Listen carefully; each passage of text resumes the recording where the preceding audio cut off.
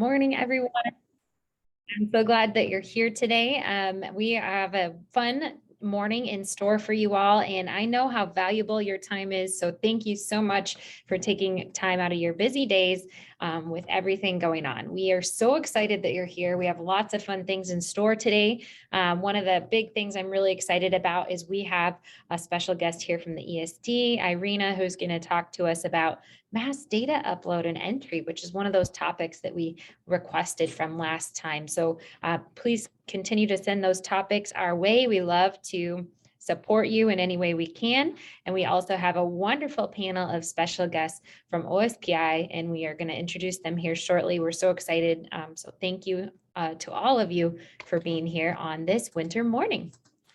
So here's a little overlook of our day. We're going to just do some fun introductions. We've got a team builder planned, and then we're going to jump into Title I and LAP updates. We have Alyssa, and we actually have Emily here as well. We are so excited to welcome Emily back. She was with us last time, and we can't wait to have her highlight some of the updates for us today too. And then we're going to do a quick overview on school improvement planning. I'm going to share some tips and tricks for those of you embarking on an MTSS journey of how you can marry the two processes so that it's not a separate embarkation, but really utilizing MTSS to organize your system in a way that helps with your school improvement and Title I. We're going to have a quick lunch break, and then that Skyward data upload with Irina. And then at the end of the day, we're going to round it out by having a menu of choices for you to network with colleagues on what best fits your needs in this time. And if you are watching this recording later, we are so excited that you have joined us in an asynchronous fashion, and don't hesitate to reach out if we can support you in any way. Okay. All right, so we're going to first start with a land acknowledgement. I'm coming to you from Wenatchee, the traditional lands of the Wenatchee tribe. If you don't mind just dropping in the chat where you're coming in from so that we can acknowledge the traditional lands of the tribes that we might be on currently. So go ahead and take a second to do that. And once again, want to say welcome.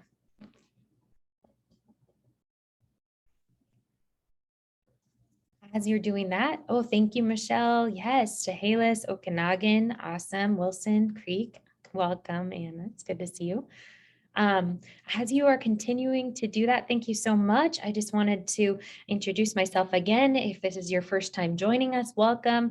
My name is Stephanie Anler, the Director of Title I LAP and MTSS Regional Specialist for our ESD region. And I'm super honored to be with you today. Yes, welcome, Rhett. Thank you from Kashmir. Awesome. Emily, good to see you. I am excited to see us covering the state here this morning. Wonderful.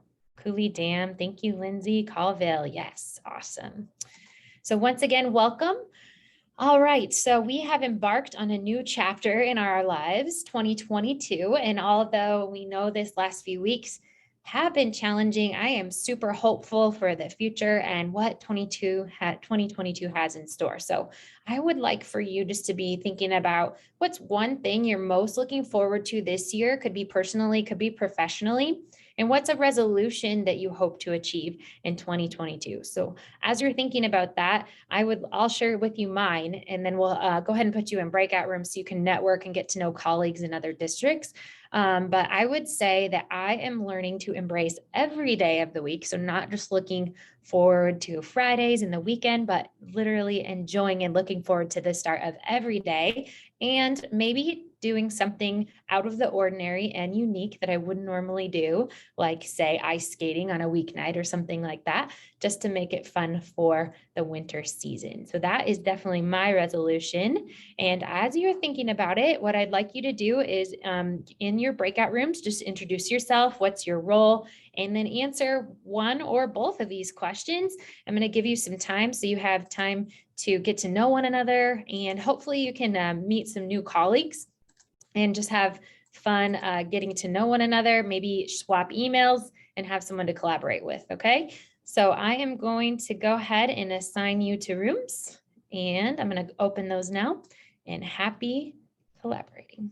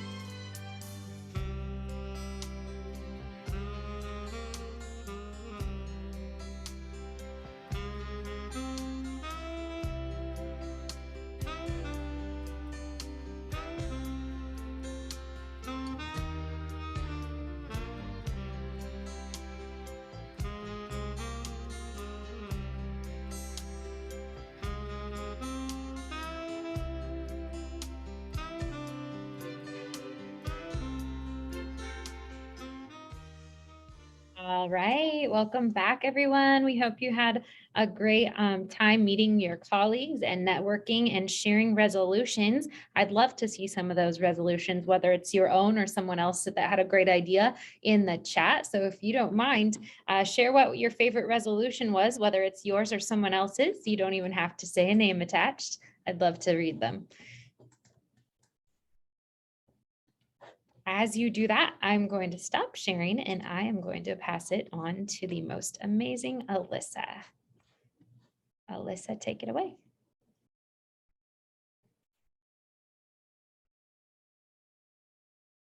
All right, let me figure out how to share my screen again here. There we go. Definitely would say the most amazing is an overstatement, but thank you so much, Stephanie. Okay.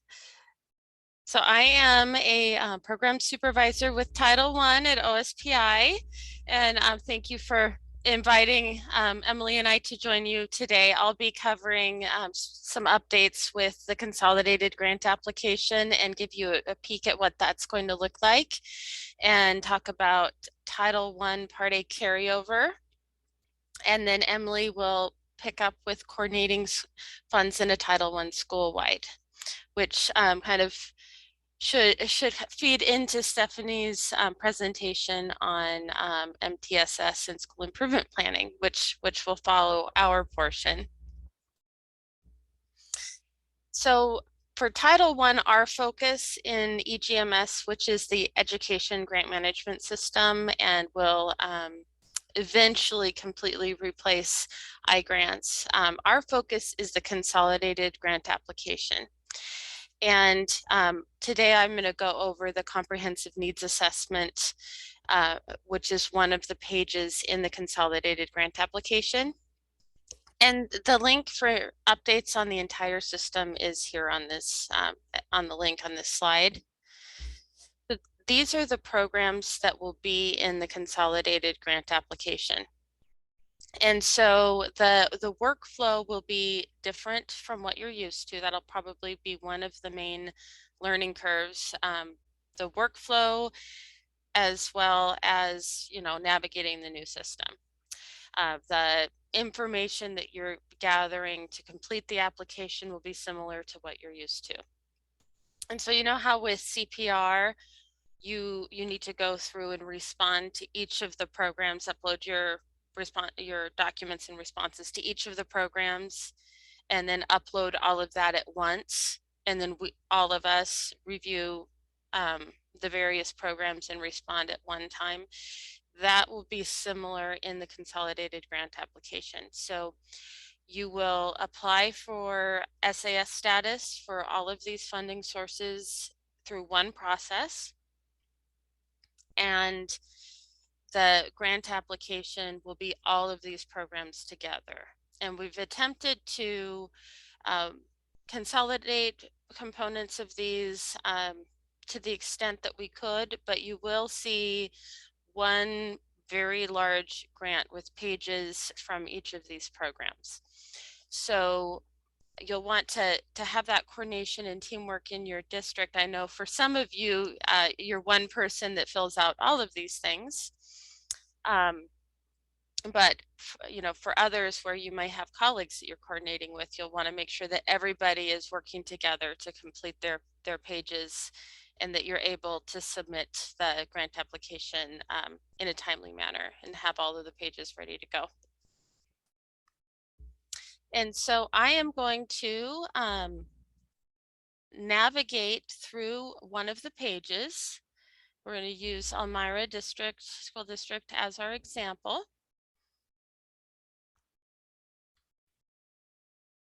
And this is what the system will look like. And we're going to go into a test application. And of course, I've been logged out. Yes. We are looking at your PowerPoint, and I think you're opening up a link, but we can't. I sure am. Thank you. No problem. Usually people will let me do that for quite a while before they speak up. So I appreciate, Stephanie, that you said something right away. Can you see the grants management system now? Yes. Yes. We can. Okay. And so you will have there will be a workflow where tasks are assigned to the different users in your district. And so that's what we're looking at now, is where your upcoming tasks are posted. And just to get back into the Title I test application.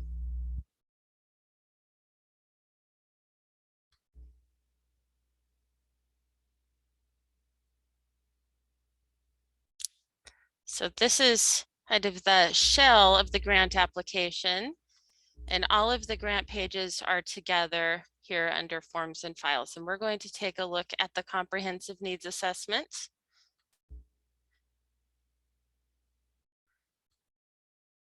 It looks like there might be a question in the chat.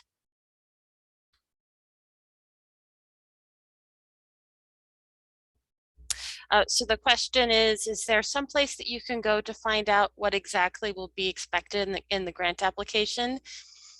So for the most part, the grant pages for each program will be the same as what you're used to. Hopefully we've streamlined them and shortened them where possible, but for the most part, they're going to be the same questions you're used to. And there are two new pages that you may not have seen before, or you wouldn't have seen before, and that's the comprehensive needs assessment that we're going to look at now. And then there's also a family engagement page. And the family engagement page brings together the family engagement components from all of these funding sources onto one page. And the comprehensive needs assessment is a new piece. And it's a very high level page. So the kind of the work in detail would be with you and your team. And we are just collecting some of the basic overview types of information. And to fill out this page, I'd like to do that together. And Stephanie, you have some polls set up. If you could launch the first poll, and it is, what programs do you conduct a needs assessment for? And we're hoping that the needs assessments that you're doing will be done in a coordinated way across funding sources, so that it'll lead to a coordinated development of your consolidated grant application, and as well as a coordinated budget. And I would note that a needs assessment is not necessarily required for all of these programs, but definitely a really good idea. So Stephanie, when it looks like we have a good portion of responses, could you show us what folks responded? You bet. All right, it looks like Title I, and I'm just going to jot down the top responses, but I'm not going to respond to this question because I want you to see what happens if you leave a question blank.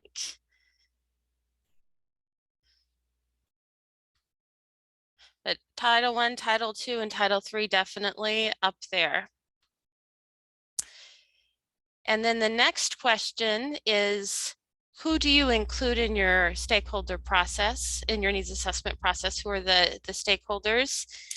And one of the idiosyncrasies of this system is there is some scrolling within the page. So I'll show you that there are more answers here. So here are 10 of the potential responses that we have on the grant page. If you could let us know who you typically include in your needs assessment process, and hopefully this will get you thinking to who else you might include that you haven't in the past.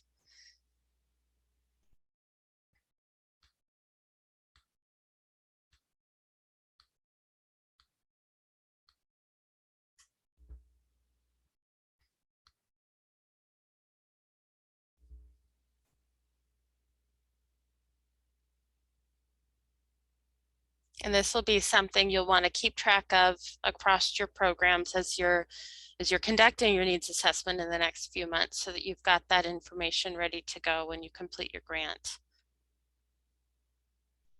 All right, Stephanie, let us know when. Okay, and if you can keep that up for a minute, I'll use this to respond. It looks like definitely district administrators, building administrators, teaching staff, parents. Let's see. Got students.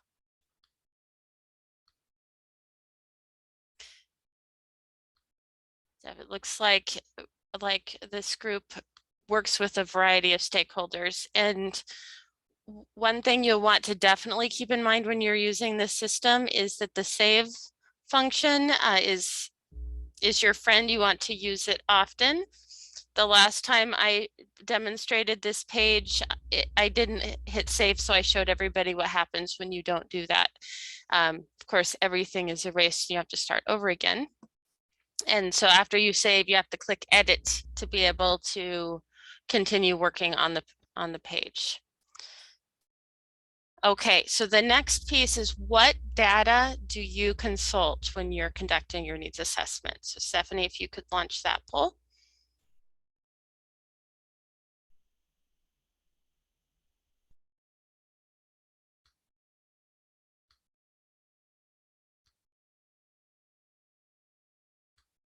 Okay, it looks like the poll is letting us respond to just one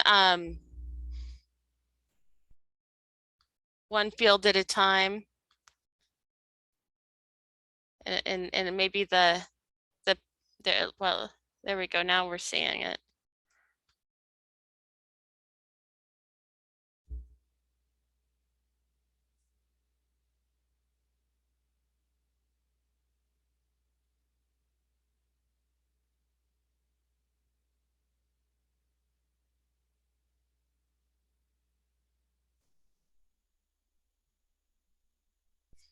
Okay, definitely seeing OSPI report card and school and district assessments coming to the top here. So I'll go ahead and respond that.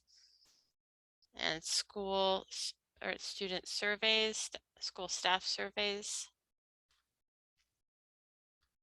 I'm gonna go ahead and edit that poll really quick because it looks like it's only allowing people to select one choice. Let me see if I can edit that for Oh, you. that's okay. I mean, Okay. I think we got the kind of the top, Perfect. so that's okay. And when you are completing the grant, you will be able to select multiple. So it looks like our top responses were the report card, school and staff surveys, and school and district-wide assessments. And the final question on the page is around your district's top priorities.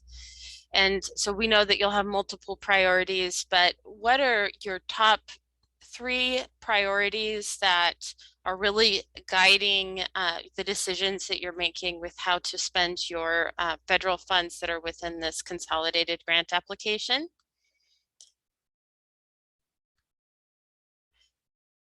And I can go ahead and, whoops. I'll go ahead and I'll copy the question and place it in the chat here in a minute, but I'd like for you to take in groups of 3 or 4 to take about 8 minutes to talk about what are some of your district's high level priorities that you would anticipate rising to the top in your needs assessment process. And then you'll have those priorities to enter into your grant application when you complete it later on. And so Stephanie, I'll put this into the chat, and Stephanie, if you could send us to breakouts.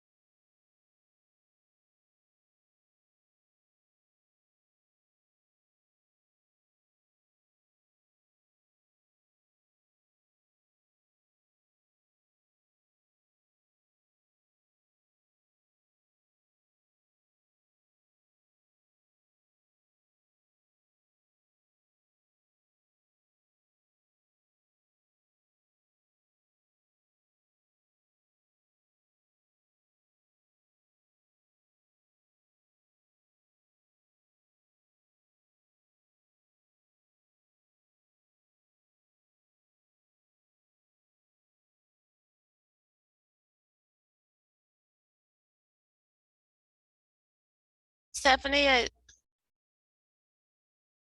Hey there. hello.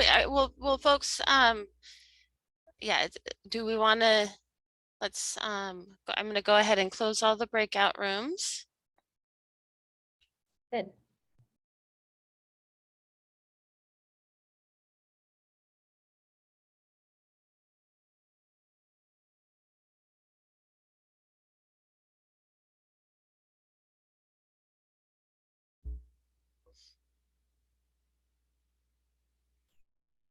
And as people are coming back, if you could use the chat to share some of the priorities that your group discussed.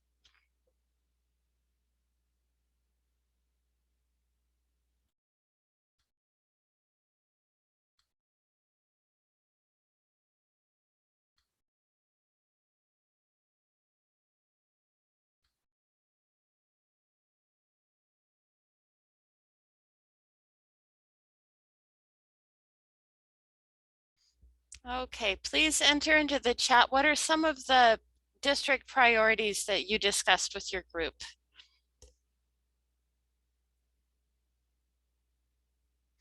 Then, so we can complete the priorities for this question on the page.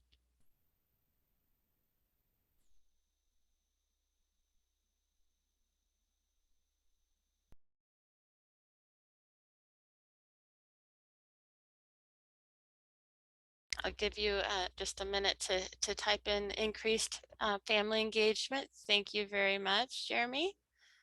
MTSS interventions.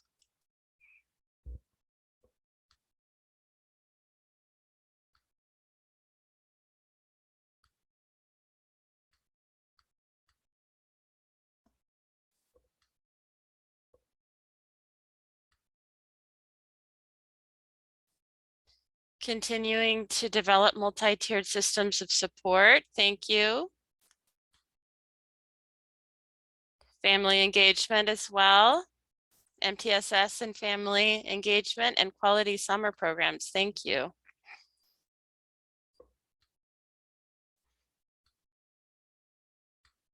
I appreciate that. So now we're going to save our responses. And actually, there was one other thing I wanted to show you. So we're going to go click on edit again. If when you're in the system, if it looks like you're not able to respond to the questions, it's because you haven't hit edit yet. All right, so this system has a feature that you're not used to, and that's that for each question, or for several of the questions in the grant, there are certain things that we know that we're looking for that the computer can check for. And so you won't be able to complete a page until you have correctly responded to the questions, after that kind of that basic check. And so that's another piece that you'll want to build into your timeline, not just filling out the pages, but going back and fixing any of the errors that you may have made. So you do that by clicking on validate, and every page has to be validated before you're able to submit the full application. And so it says fields required to submit are blank, and we're missing fields. So we did not respond to this question, right? And see how I can't do anything? That's because I need to click on edit.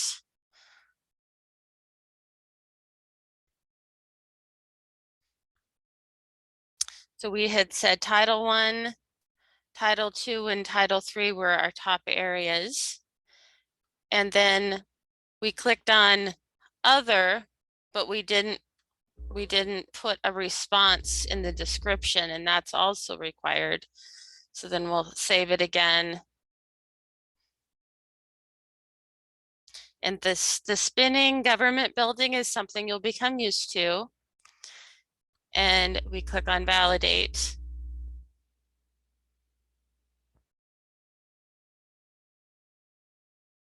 And now the page is validated and complete. So there'll be a little bit more involved in getting the grant submitted, but we're hoping that the time that you're waiting for the grant to be approved after that will be shorter, because several of the issues you would have already addressed before you even submit the application.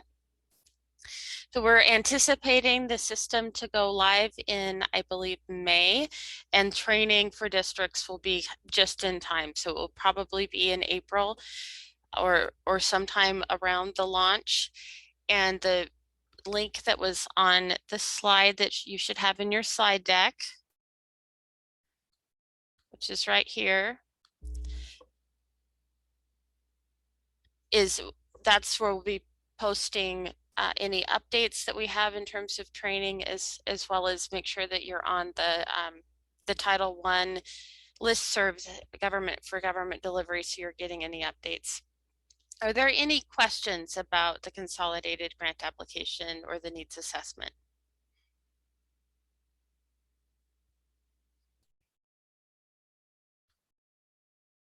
Okay. it looks like we, Can I get this slide deck sent to me again? Because I didn't get it. You bet. We just dropped the link in the chat. Let me know if that works. Thank you. thank you. Any other questions about EGMS?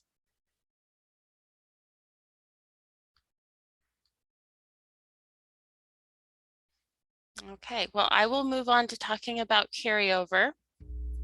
So one small new thing is that this year, all of our districts are eligible to apply for the waiver to carry over more than 15%. So typically you have a 15% cap on carryover for Title I, but once every 3 years, you can request a waiver to exceed that amount. And this year, any district can use that waiver, but you will want to be thoughtful about whether or not you use the waiver. If you're just a little, maybe a couple $100 over that 15% mark, do you want to use the waiver? Because it will count towards your once every 3-year limit. So if you do use the waiver this year, you would not be able to use it again for 3 years until January 2025. Alyssa, sorry to interrupt. Did you mean to share the PowerPoint again? I sure did. I thought I was sharing my screen. I really appreciate that. Uh-huh. So this is where we were. And to request the waiver or basically to let us know whether or not you're going to request the waiver, you need to complete Form Package 200, which will be launched shortly. I believe Ellen's on the call. Ellen, if you have any updates on the timeline. But when we do launch it, it will be due about a month from the time that it's launched, and we'll definitely notify you through iGrants that it's been launched. And remember that when you're reallocating your carryover funds, you'll need to follow any ranking and allocating rules. And there are some stipulations around what you can do with carryover that was in a set aside, and I'll go into that a little bit more deeply. So in Form Package 200, we'll let you know if there was a change in your Title I allocation. We'll let you know what your carryover amount is, and we'll ask whether or not you would like to apply for a waiver if you are carrying over more than 15% and would like to access more than 15%. If you do not, after you complete Form Package 200, your next step will be to go into Form Package 201 and complete a budget revision. If you don't have any carryover, then you won't necessarily need to do that budget revision. We will go in and make the modifications to your budget that are necessary to account for the small changes that we typically have in the Title I allocation. But you're also welcome to process that budget revision yourself. And Ellen is sharing that she is furiously working on getting Form Package 200 launched. We're running into some of the same staffing issues at OSPI that you all are running into at the district level, where folks that previously have worked on this for us have left the agency or are out sick or whatnot, but we are working hard to get Form Package 200 launched.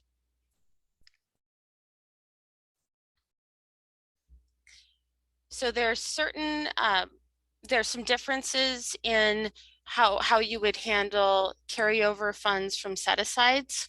If your district has a required set-aside for family engagement, and that's required if your Title I allocation is over $500,000, then any fund, and you have to track that set-aside separately. So any funds that you have in carryover from your parent and family engagement required set aside would need to continue as a set aside for parent and family engagement and followed into the school that carried it over. And it would be on top of the 1% that you set aside for this year for the required parent and family engagement set aside. If you have an optional parent and family engagement set aside, so either additional funds that you chose to set aside above that 1%, or your district has an allocation of under $500,000, but you did choose to take the optional set aside, that optional set aside isn't subject to these rules. So we're just talking about that required set aside. And if you happen to have carryover for the parent and family engagement set aside for a school that is no longer participating in Title I, then you would put that back into the pot for the required parent and family engagement set aside for your other Title I schools. Your homeless set aside, however, is handled a little bit differently. If you have, say in the spring, remaining funds in your homeless set aside, last spring you would have had the option to return that funding to the kind of your main Title I pot and spend it in other ways. And that's if you find that you don't need the full amount that you originally set aside for the homeless set aside. But if there are carryover funds from your homeless set aside, then at that point you would also basically the same thing, be able to return those funds to the full pot of carryover and redistribute them. With neglected and delinquent student, that set aside is handled the same way as the homeless set aside. The carryover does not need to retain its character. But with your private schools or your set aside for equitable services, I would just say, if at all possible, you need to try to spend your private school set aside in the year in which those funds were allocated, because when you have carryover, it does become a little bit more complicated. So for your equitable services set aside, any carryover funds do retain their character, and they need to carry over back into the private school where the funds were not fully spent. And if you have carryover that exceeds the 15% and you decide not to take the waiver, then any funds that you're losing cannot impact your carryover for equitable services. So you really, those funds need to remain intact and be, back into equitable services first for the school in which that generated the funds originally and carried them over. If that school is not participating this year, then the funds would be distributed amongst your other private schools that are participating this year. And so the only instance in which your set aside for equitable services should be put back into kind of that general pot would be if last year you had a participating private school, they have carryover funds from their set aside, but this year you do not have any that are participating. And this is just a snapshot of set asides from ESD 171. So the districts with the required parent and family engagement set aside, they need to make sure they're tracking that set aside and putting any carryover funds back into that set aside, and same with our districts that had set asides for private schools. Any questions about carryover?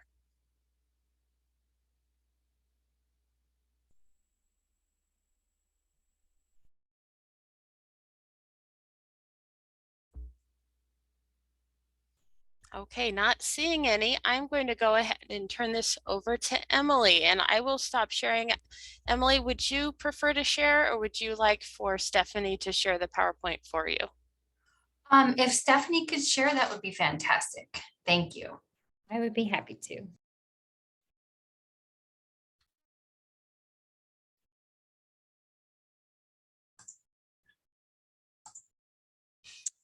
All right, everybody. So now we're going to take a little bit of time this morning to review the flexibility of combining funds when running a Title I school-wide program. Next slide.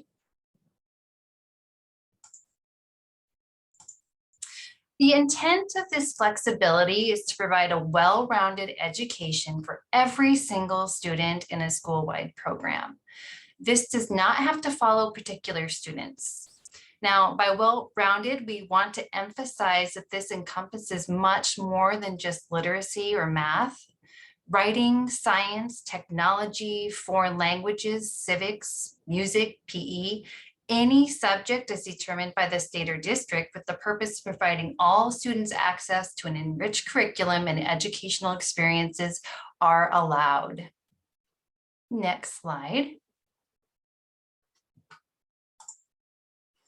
With a couple exceptions, these are the funds that can be coordinated with Title I funds in a school-wide plan. The exception is that TBIP and HICAP funds cannot be combined with school-wide funds. However, educators from these program areas should participate in school-wide planning and services should be coordinated. Teamwork truly makes the dream work in a school-wide plan. Each body of students deserves to have someone who truly knows their needs best, who are actively speaking up and advocating for them in MTSS, SIP meetings, and on a day-to-day basis. So just truly making sure everybody is on board and having their voices heard in your school-wide program is very important. Next slide. When federal funds are consolidated in a school-wide program, they are no longer required to meet most of the statutory and regulatory requirements of the specific federal programs included in the consolidation. Although the school must ensure the funds meet the intent and purposes of the federal programs included in the consolidation in order for the needs of the intended students or programs to be met. To do this, the school can demonstrate that its program contains the resources and activities to accommodate the intent of the included programs, especially for those serving low-performing students.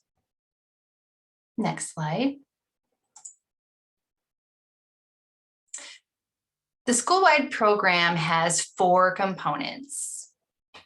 The 4 components of a school-wide program begins and centers with the needs assessment, which is where an MTSS team really comes in.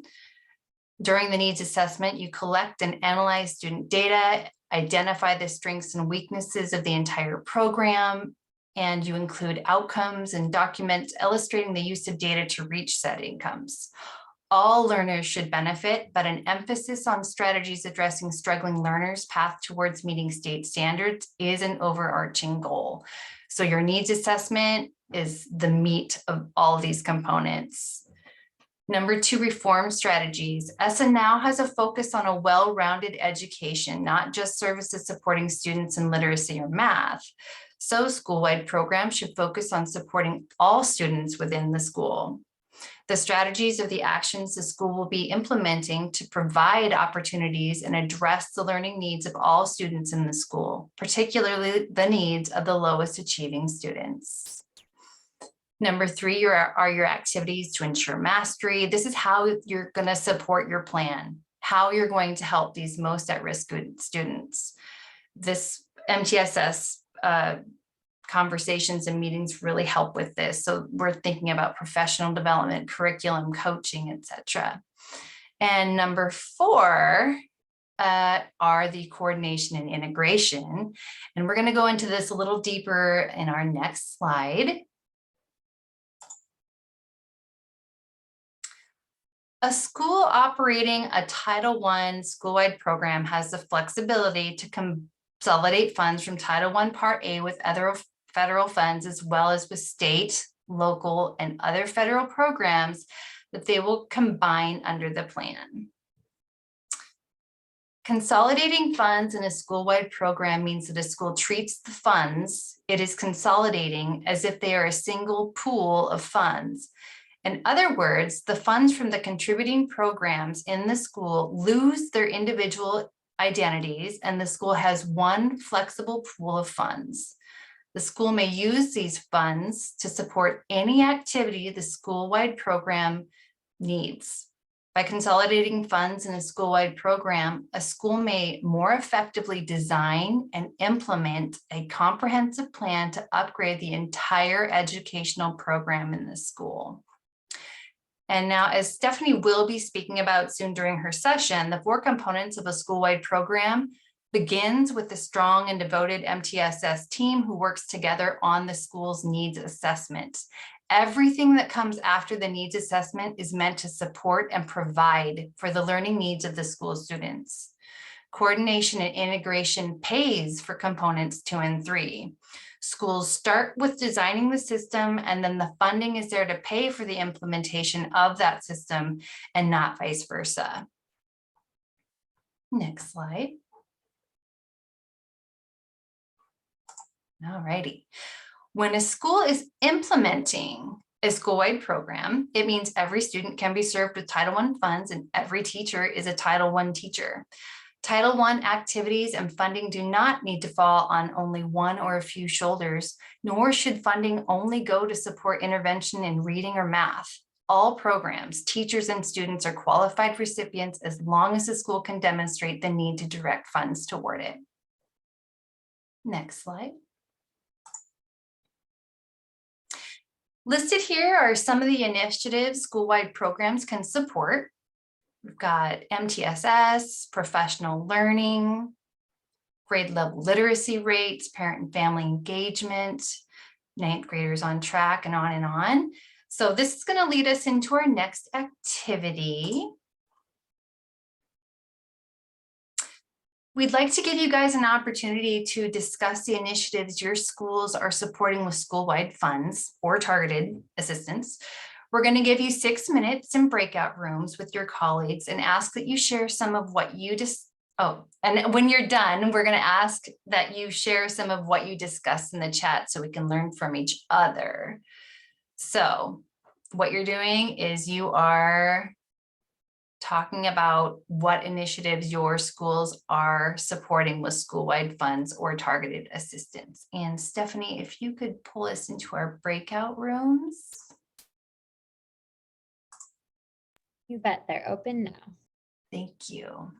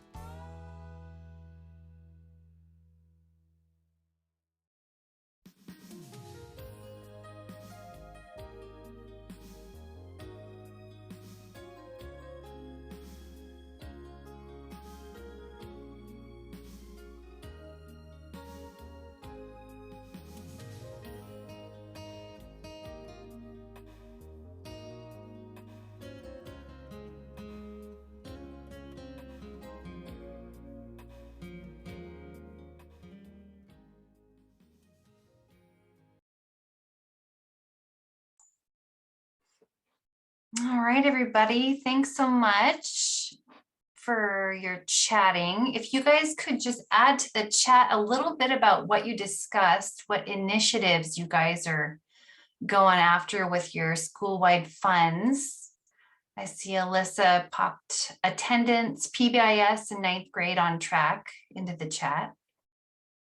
If anybody else has anything else to add, that would be awesome. Yep. Title I funds, interventions, para, yep, after school programs, cleaning up tier 1.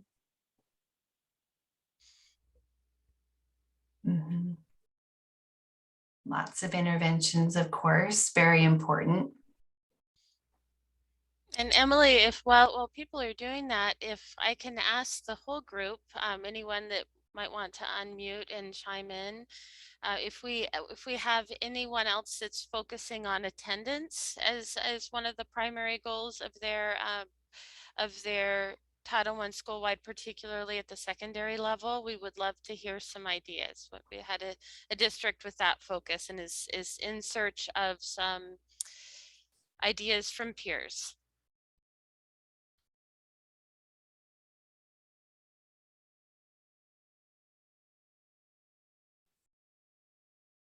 I can talk a little bit about attendance. It hasn't been, Title I hasn't been particularly used to support it financially, but we brought in an attendance system that actually is like a keyboard or a keypad type of thing in every classroom, that type of deal. It's a little rough, actually. The implementation is a little bit rough, and the practice is a little rough. So we're kind of we're going to do some evaluating and see, okay, the kids know their friends' 4-digit number, so they go in and put their number in, and then the kid's not there all that class period. So there's some issues with that, but it was to track our attendance a little bit better. But along with that, we've had truancy meetings, I guess, pretty well attended by community people and families. And that process has really improved a lot.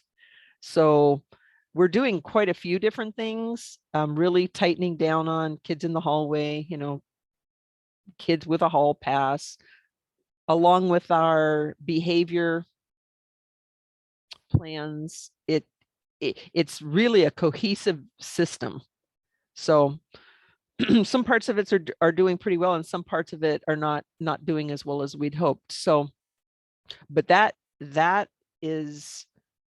truly where we're living, is in attendance, behavior, getting kids here, getting parents on board. That, we have reading classes, we have reading intervention still, but we need the kids to be there.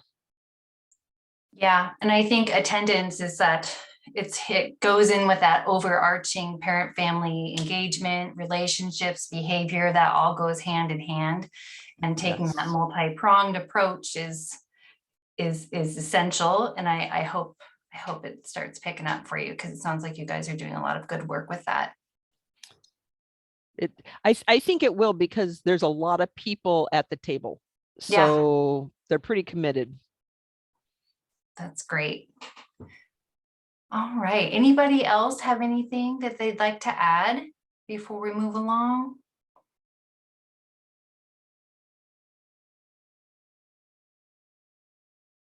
All right, Stephanie, if you want to go to the next slide, we can finish up our little part about this. Okay, so uses of Title I funds in a school-wide program. There are some misunderstandings.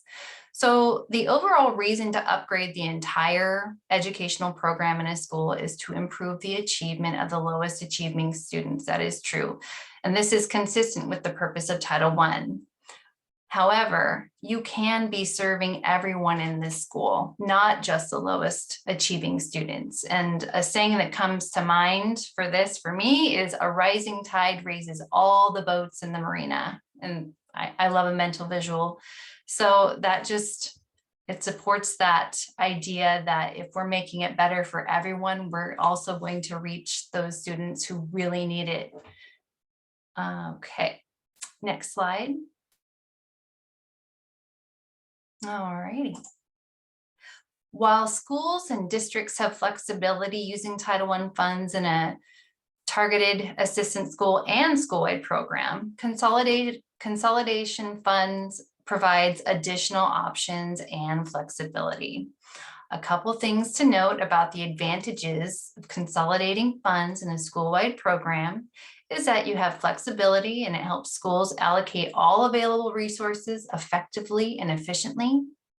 As long as a school can meet the intent and purposes of the consolidated federal programs, a school is not required to meet most of the statutory and regulatory requirements of the specific federal programs. And finally, schools are not required to maintain separate fiscal accounting records by federal programs that identify the specific activities supported by each program's funds. So lots of nice advantages there. Next slide. And I would just want to chime in on that last slide that before being in Title I, I worked in the now multilingual department with Title III, and we would sometimes see very high carryover amounts. And even with Title I, sometimes we'll see a higher carryover amount if maybe your Title I teacher went on maternity leave or whatnot, and then you're not able to spend the funds.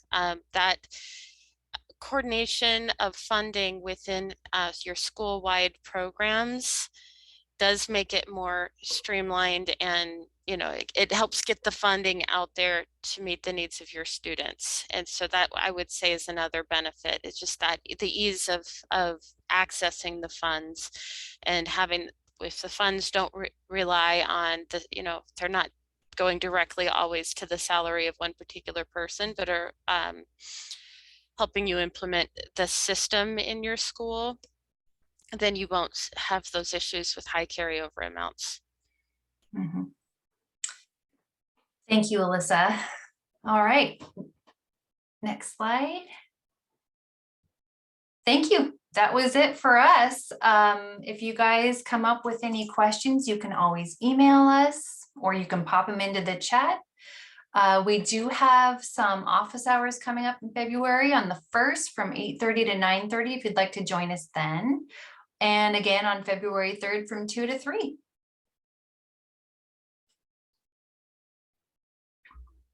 And Stephanie is just showing some resources for professional learning that we wanted to share as well, but those are in your slide deck.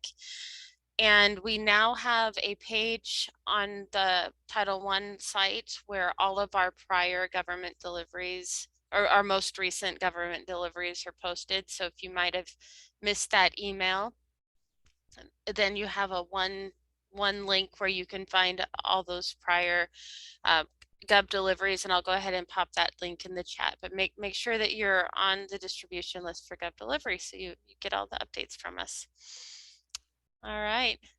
Thank you so much, Alyssa and Emily. Great information, very helpful. We did record this session, so if you'd like to go back and rewind, I love that option on recordings. We will be sending this out via email shortly after our meeting. So we are going to move into a quick break. Go get that cup of coffee or your morning beverage of choice, and we will see you back at 11:30. Okay, everyone? Enjoy that stretch break.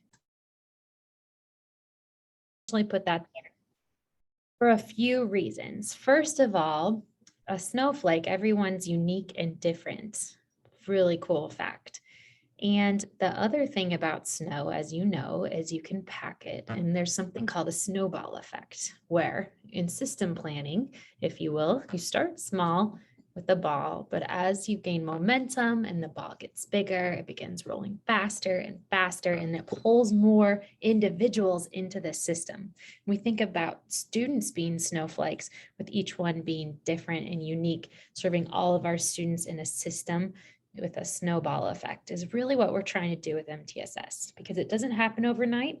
It takes a team, it takes a village, and it also takes coordinated and intentional planning. So we're going to talk about how you can maximize your system with MTSS. But first, we need to look at what are some of the barriers that we've come across in our school improvement journey. Okay, so this comes straight from the research on school improvement planning. What the research says is we often engage in satisficing, which means kind of this good enough notion about school improvement plan. Like, I'm going to write this template and I'm going to do what I need to do. But sometimes we get so busy and we just sort of do what we need to do, but we don't take the time to coordinate our efforts, right? And so MTSS is about organizing everything we're already doing in a coordinated and systematic way. So it's designed to take more off your plate and to do less. And there's a saying, you go slow to go far. That's what MTSS is about. So it's not about redesigning your system overnight, but it's about that slow, steady progress so that no matter what happens in your district and no matter who's at the table, you're able to move forward with your goals and long-term goals for kids. So some of the barriers that we see in research is sometimes when we use our templates, we don't modify them to meet the needs of our district. Sometimes we just stick with generic templates, which is fine, but we don't always use them in meaningful ways. So don't be afraid to take those optional templates and to update them, make them your own, make that come to life with your strategic planning. Okay. Also, the research shows that instead of a once a year glance at our school improvement planning, engaging in short cycles focused on learning throughout the year is going to increase our school improvement planning and ultimate student achievement, right? Sometimes in the research, it says there's a lack of engagement from state or local partners. We're not engaging with our partners to learn more and to take advantage of the resources available to us. Sometimes the research says that we're not training in protocols and how to look at data. There's so much to data, right? And also the research says that burnout is real. And we know that, especially during this time. And so looking for ways that we can navigate our system together is huge.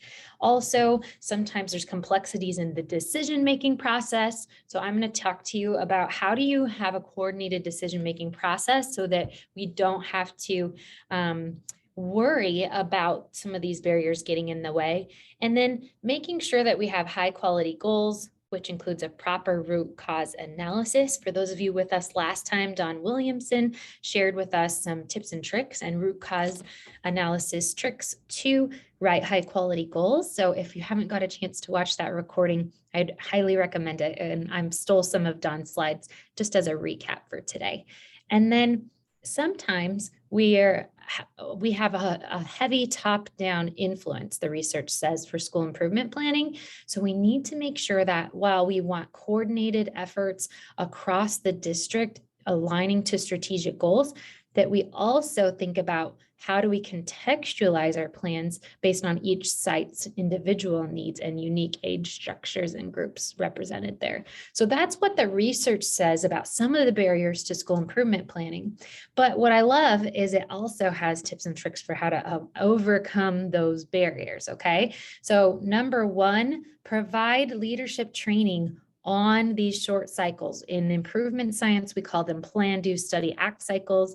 Our guest Bill Eagle in the fall time at our first meeting together did an overview of that process, right? So how do we really do that analysis to know what is it that we need to address for kids? What are the barriers in our systems that kids are coming across, and how do we make a change? Okay, so providing training on that is key. And if you need help with that, we have a lot of talented and amazing people here at the ESD that are trained in improvement science that can support you with that. Also, make sure that our goals are meaningful. Like, is it something you truly care about and notice based on that root cause analysis that we need to change? Does it align with your dream for the students in your district? Does it align with your strategic plans and goals? Those are questions we should be asking ourselves, because just like with students, if we're not engaged in our goals and we don't own them, then it's not going to be meaningful. So same goes with school improvement. So modify those templates, right? Sometimes we get afraid to modify because we're afraid of bending the rules, or we want to make sure that we're compliant. But there is a way that you can do both. You can be compliant and make it meaningful in a way that supports the efforts that you're doing and the dreams that you have for your students, because ultimately we all want students to succeed, and we are here together as partners at the ESD and with OSPI to support you in this effort. So don't hesitate to reach out. So also a huge part of this work is the school culture and climate. So building that common vision and having everyone feel a part of that school and that culture, embracing the notion that we need each other and everyone's unique talents and abilities to work towards that common goal is huge. There's a lot of research around team-driven leadership and how that it really does take a village to make a difference. So don't neglect that school culture. It's a huge component of a solid foundation for making successful plans for our students. And then along those lines, having asset-based mindsets about our students, right? I often think about our multilingual learners, students who are in our English learner or multilingual learner programs. Having an example of having an asset-based mindset would be looking at that child as, wow, they are solid in another language. And now they're learning 2 languages, becoming bilingual, biliterate, embracing that, right? Because how cool would it be if every kid could do that? And so starting to think about the positives for every student, even the challenges, what can we grow and what barrier can we remove for students that come through our doors? And then avoiding this thing called isomorphism, which is essentially like keeping up with the Joneses. So being very careful, like about the selection criteria. And I have a tool that I'm going to show you that can help you with selecting the right strategies and programs for your MTSS, for your lab, for your title programs. They all work together under this one umbrella called MTSS. So I'm going to show you a tool that helps you with that. And then having structures in your system that support the process. So not just having that one and done goal for the year, but looking at it over time, revisiting that, right? And having a team and a structure and a process to make it happen in an easy and systematic way. So that's a little bit about MTSS and what it's all about. And if you want to know some more tips and tricks, we have our NCESD Regional Improvement Network, who's putting out these amazing videos. And if you are an Aussie district, then you there's some special video clips and tips just for you, but this is a really valuable resource for everybody. So I embedded the links in our PowerPoint today. So please be sure to check those out. Okay. All right. So now I want you just to recall Washington State's framework for MTSS. It involves the 5 components that you see on your screen, okay? And so we talked a little bit today about team-driven leadership, the importance of teaming and intentionality behind the decisions we make, and data-based decision-making. And really, I want you to remember that part of our team includes our family and our students.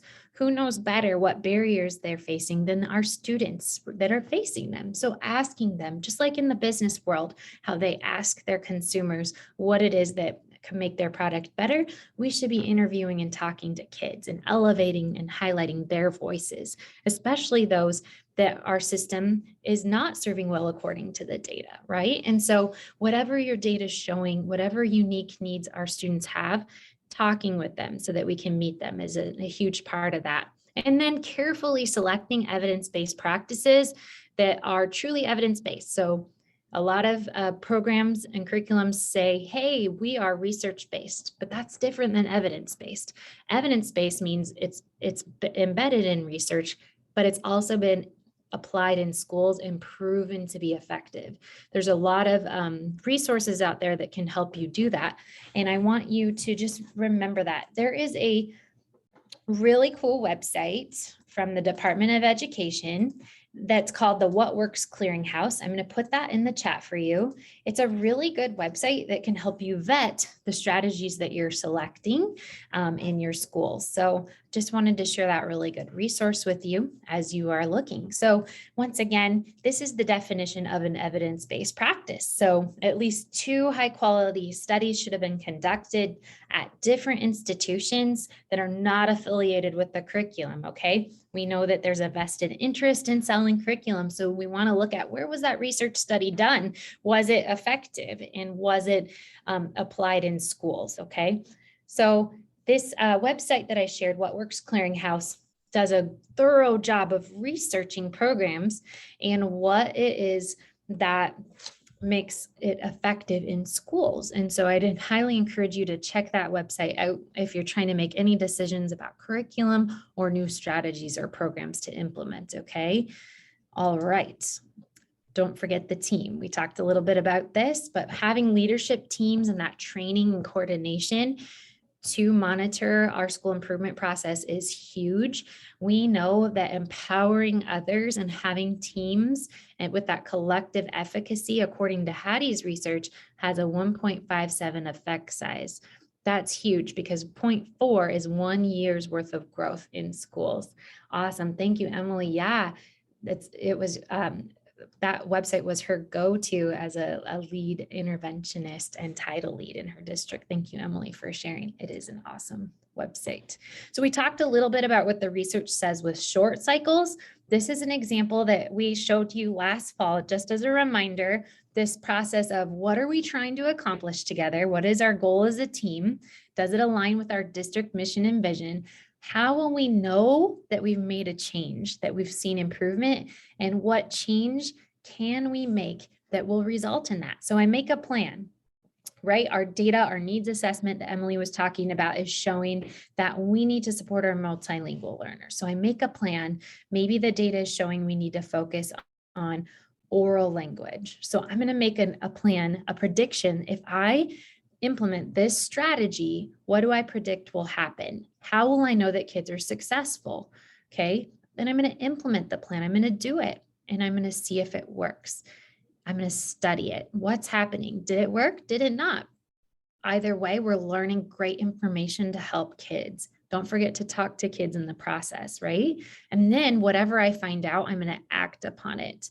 So you can do these cycles in the classroom, in PLCs, or you can do them for your whole system in terms of what's going well. So that general idea, but this is really meant to be a bite-sized, small little experiment to see what's working for kids, and then looking at that. So when we're doing systems planning, what is it as a school building or a district that we're wanting to implement? Starting small, seeing if it works, and going through this cycle with our teams to make sure that what we choose is working for kids. Here's another snapshot or a way of looking at it. Again, planning. How do we plan? We do that data dive. You have to have that needs assessment. What's the data showing us? What do we need, right? What do our kids need? Implement it. Make sure you have research and evidence-based strategies that you select. Check out that website. They're really good at telling us if things are effective or not. And then study the results. Don't forget to say, how will we know if it's effective? What was our pre-data? What is our mid data? What's our post data? Having that process as a part of our MTSS and school improvement team is essential. And then what are we going to do now that we know what we know now? Okay, so following that is important. You may have remembered that the research said that it's important to have high quality goals. So this was something that Dawn Williamson shared with us last time, but a SMARTY goal is something that's specific, measurable, attainable, realistic, time bound. You've heard that before, most likely, but 2 new things are added. Are they inclusive of all of our students, and is it equitable? So looking at our subgroups of students, how are our TBIP Title III students performing, for example? How are our students in special education performing? Okay, so looking for inclusion and equity across our building is huge. Okay, remember the templates. Remember what the research said about the templates? It's essential to make them your own. It's meant to be a living, actionable item. I would encourage you to put your template into a Google Doc so that you can revisit it. I'm working on making a slide deck with our improvement team here that you can utilize to revisit your goals on a regular basis. So have it, whatever you want to use, you can take the OSPI templates that are great and you can turn it into an actionable item that you revisit, that it fits the context of your district. Okay, make sure that your goals, you don't have too many, right? 3 to 5 max. I would say go for 3. Have them be high leverage evidence-based activities to meet those goals and using multiple data measures. So not just putting all of our eggs in the state assessment basket, although that's super important, but we need formative data. What's happening in the classrooms, okay? So think about everything in between when it comes to data to really own the road, okay? So again, what I want you to take away this month's theme is evidence-based practices. Make sure that the systems and the pieces and programs and interventions we're using in our continuum of supports are evidence-based. All right, and there's one other look at what is evidence-based. If you're not sure, John Hattie in his Visible Learning book. It's a great example of evidence-based. He did over 400 studies to vet the strategies in his book. So that's a good example of having it implemented and researched in schools multiple times. So something like that. It doesn't have to be Hattie, but that's a great resource if you're like, hey, where do I start? Okay, last but not least, before I send you to lunch, I want to share with you a tool to help you select these evidence-based strategies. If this is new to you, it's called the Hexagon tool. It comes from NERN, which is a national research group, and they're awesome at providing ways for us, research-based ways for us to implement things in systems, okay? So I'm in your slide deck, in the notes section, you're going to see links to these tools and graphic organizers. So I embedded those in the slide deck for you to take a peek at. So feel free after this presentation, we're gonna have some workshop time. You guys can explore these resources and ask me questions, okay? But we're gonna just do a quick overview and then we're gonna send you off to lunch. So what is the Hexagon tool? It looks at multiple facets of the need in your building and the context of your district to see, is this new program or practice or intervention a good fit for us? Because just because another district's doing it doesn't mean it meets your needs, right? And so we want to make sure that we have a way that's a systematic way for our teams to look at, is this a good fit or not? So this is a way you can go through. You can even use this slide deck when considering anything new, although NERN has some templates that you can use, and I've embedded some in the PowerPoint as well. Does this practice meet the needs of our student population or our subpopulation? So with equity in mind, what's happening with our data? Is this going to meet that need? Are there gaps in our system that we need to address? Every system's unique and different, and we all have a system designed to get the results that it gets, right? So good or bad, whatever is happening, that's data, that's information. So what is it that is going super well? Because we know that you guys are rock stars and doing amazing things. And what is it that our system is showing us as an output that like, hey, maybe we need to address this certain gap for this certain population of kids. So aligning those information with the community needs as well. What is our community wanting? What do they value in the district or town you live in, right? And so that's something to consider when looking at need. Fit is important too. Does this fit again with the values, the culture, and the history of your hometown? Does it align with the district priorities that you've set apart for kids in your school and your community? If so, then you might consider moving forward. But if not, it's important to take a pause. I want to make a side note. This is also a really good tool for de-implementing something, or maybe maybe we're implementing something and it's not a good fit or it's not meeting our needs. Then we can stop doing that and really consolidate our efforts into these top 3 things that we want to make a difference in. So this is a great tool either way. Capacity. Are we meeting, do we have the staff to pull it off, right? So if the research says this is a good strategy, then we need to implement it to fidelity. So we need to make sure we have the staffing and the supports to implement it. Can we pull this off in a way that the evidence shows that it needs to be pulled off for kids?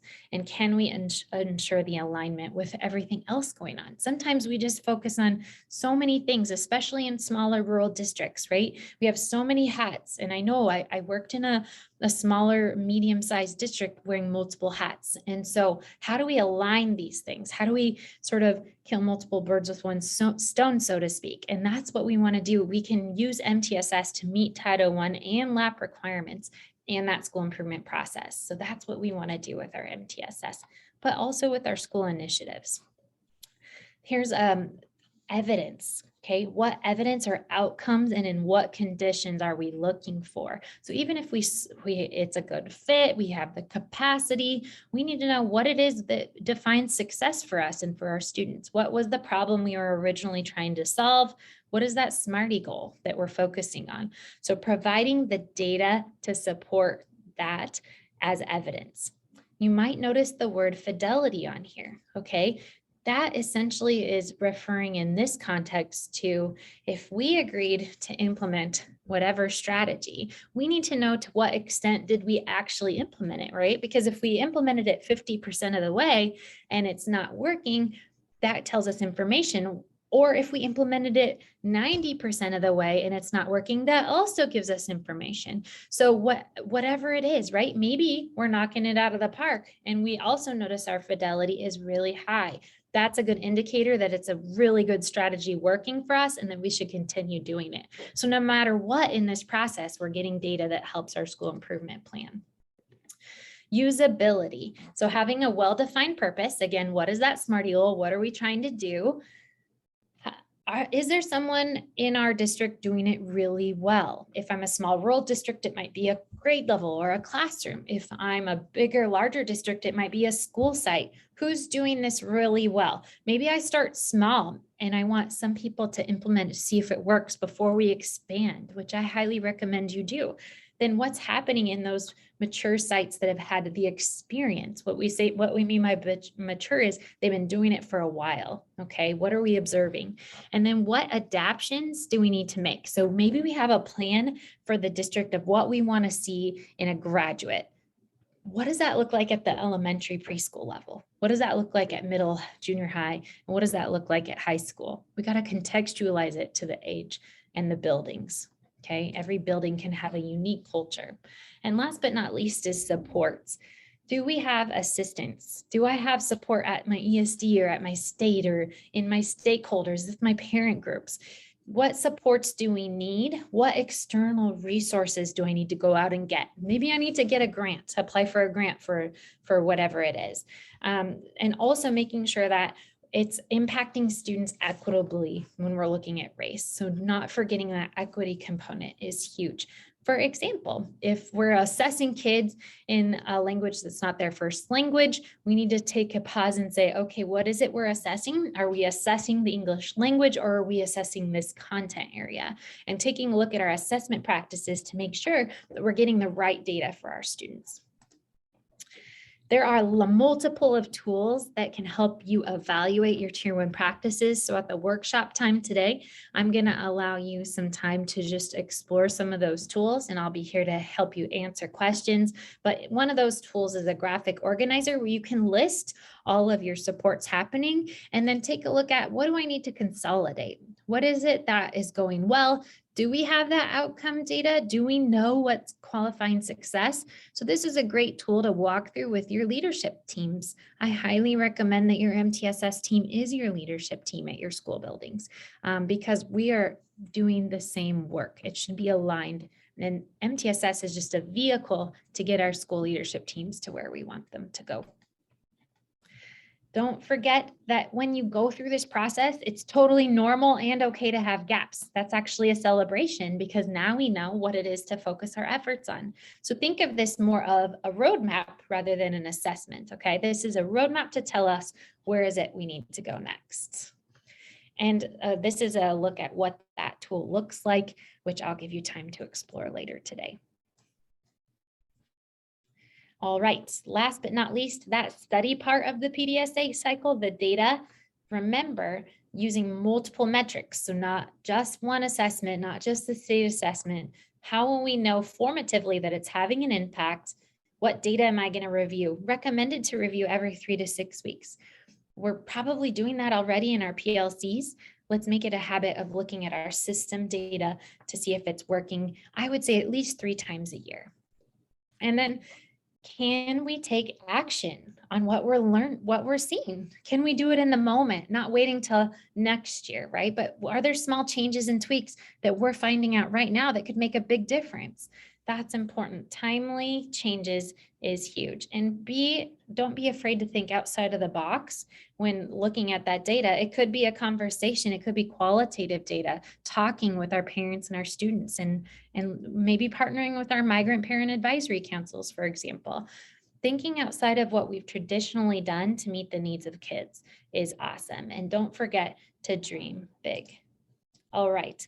With that, I know I gave you a lot of information. We are going to break for lunch. We're going to come back at 12:45. But before you go, if you could just put one thing in the chat that resonated with you. It could be one word. It could be a phrase.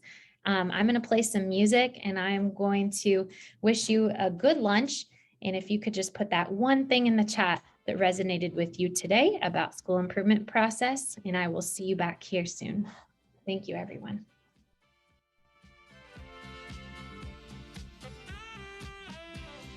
Thank you. Collaboration, support, good practice. Awesome. Thank you. Thank you.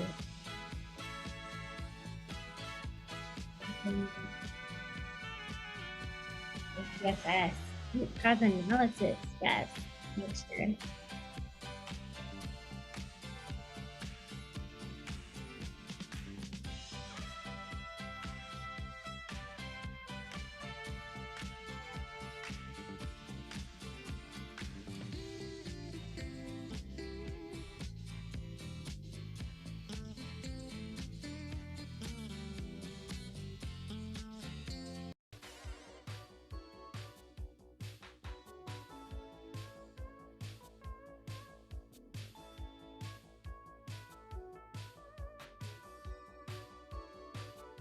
Welcome back, everyone. It's 12:44, so we still have about a minute. Oh, 12:45, just kidding. The time just clicked over.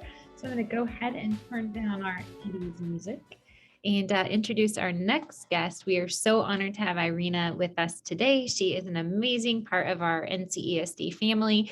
And we can't thank you enough, Irina, for coming to talk to us today about mass data uploading for federal programs. So thank you so much. And without further ado, I'm going to let Irina introduce herself. Awesome. Thank you. I'm so happy that I had an opportunity to attend today's session. Yes, I mean, I'm definitely pro working smarter and harder. So if I could teach the group today of how they could mass upload lab data, I'll be very happy. So again, my name is Irina Bebout. I'm a student software support analyst at TESD. I've been with the agency for about 6 years. So I am going to go ahead and take you through the journey of how you could mass upload the data. So I do want to take an opportunity to sort of paint the whole picture of how the data is reported. And the reason behind it is you would have to have all the puzzle pieces in place before you can actually mass upload the data. If one piece is off, then everything just kind of collapses. So having a whole picture, I feel like it's very beneficial. So let's talk about where is data reported first. So the data for lab students is reported in file I, that's a student attributes and programs file. And where that lives in Skyward, it's that your student profile, special programs, learning assistance program screen. That's where you typically add your lab students data. That's where the file originates. That's where the data goes in first. If the CEDARS identifies that file I contains lab information, file Q elements 1 through 7 are automatically generated for that student. And now file Q is also requiring the elements 08 through 17 to report the student growth, which again, you could put that in the lab screen if you wish, or you can import it through the test scores area, which that's where we're going to actually talk about today. So file I and file Q is where things start. That's where data goes. How is data reported? So if a student has a special program records that's in file I, records, like I said, will automatically be created in file Q as well. Student growth data, elements 08 through Q08 through Q17 are selected on per student, per program basis. So the very first attempt that the system does, Skyward reporting system does, it tries to obtain the student growth data. So these elements Q8 through Q17, they try to obtain that data from test scores area. And the test score edition has to match the CEDARS reporting edition. And then the program code and the start date have to match the initial value in file I. So if the student is participating in math program and he started at the beginning of the school year, those dates and program codes have to align in order for the test import to work. Now, if the system doesn't recognize that there is any test information under test scores on the student profile, the next attempt is to obtain the student growth information from special programs screen. Now, this is where you would just enter all of the information on your student profile screen under lab program. You would just hand key all of that information for the student and just kind of move on to the next one. So that is how data is reported. Oh, it looks like there is Stephanie commented on my singing offer. I'm not going to sing it this time, but maybe next time or during the next break.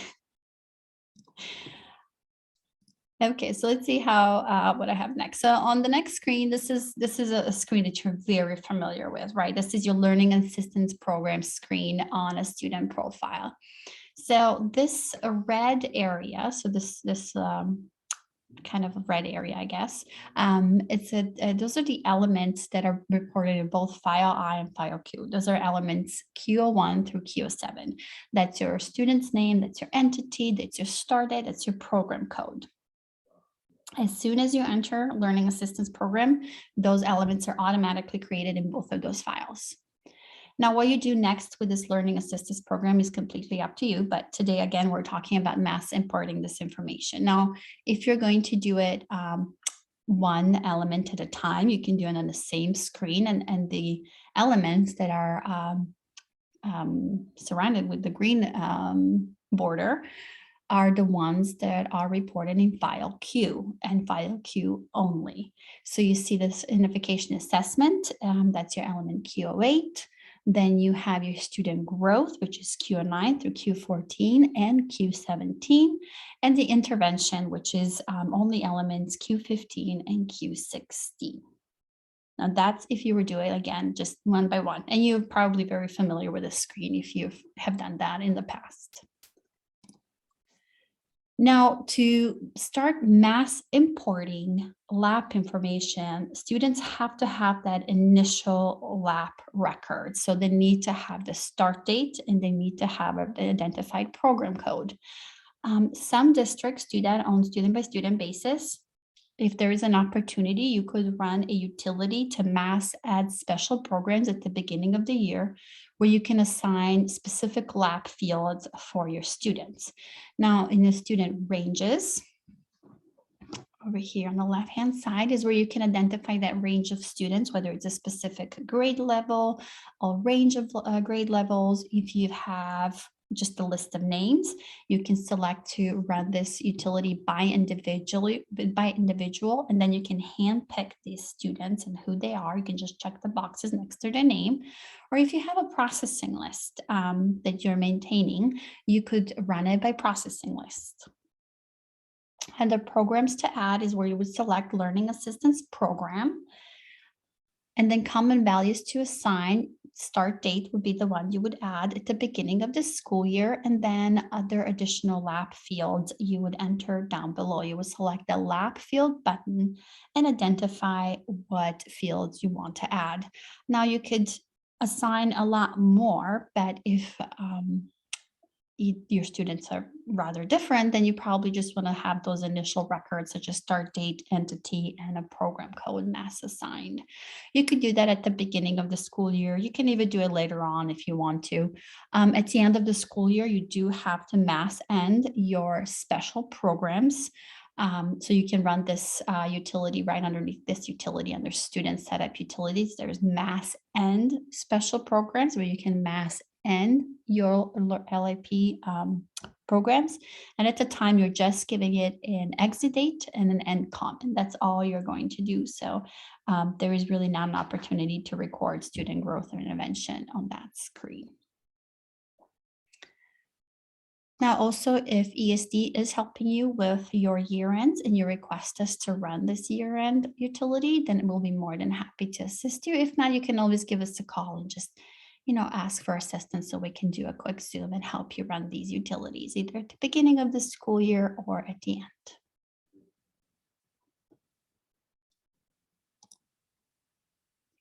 So to successfully mass upload student growth data, you have to have following things. You have to have a proper security. I listed below areas of access that you need. You need to have access to student profile, special programs, and lab data to get that initial record started. Odds are you probably have access to that area. Secondly, you're going to need access to the student profile test scores tab, because again, the system automatically goes there first to look for student growth and intervention information. It defaults to go there first before it looks for data in lab tab. So having access to that area will allow you to kind of double check your work and make sure the system is uploading information correctly and it looks the way it's supposed to. Now, additionally, to maintain these test scores, because your test score has to have the addition that equals your CEDARS year. So your test score addition needs to be 2022 because current CEDARS year is 2022. So those two have to match in order for those test scores to accurately report to the state for the student. So you have to have an area to access to Office curriculum test scores to maintain that area of the software. And lastly, you need to have access to administration's SkyBuild import test score import wizard. And I know that path may sound scary, but it really is not. If you have all the other elements in place, it's just a matter of running the utility. It's so smooth and so slick, and you're just going to wonder, like, why haven't I done this before? So those are the areas of security that you're going to have access to. Like I said, some of this area may already have access to, some you may not. If you need additional security access, you have to talk to your security administrator for the district and request access to these areas. If your security administrator needs some additional help in assigning your security, just have them reach out to the student courts team and we'll be more than happy to help. So that's first, you need the proper security first. Secondly, as I already mentioned, and I just can't stress this enough, is these tests, these student growth pre and post tests, addition has to match the current CEDARS reporting year. So if you have had a test template that you used last year and you try to run it again for this year, it's not going to work. It's not going to populate the data. The addition has to match the current CEDARS reporting year. And it's also, again, very simple. It's just a matter of a couple of clicks, and I'll show you that today, of how you can maintain that information. You do need access to CEDARS Data Manual and Appendix J. These are my student Bibles. I refer to them regularly for anything that I need help with. The CEDARS Data Manual will outline all of your elements and exactly what information they want. And Appendix J will give you some more information when it comes to the student growth information and what tests are accepted and so forth. And very lastly, you will need a properly formatted tab delimited spreadsheet. So I know I wrote here Excel, but it's supposed to be tab delimited. And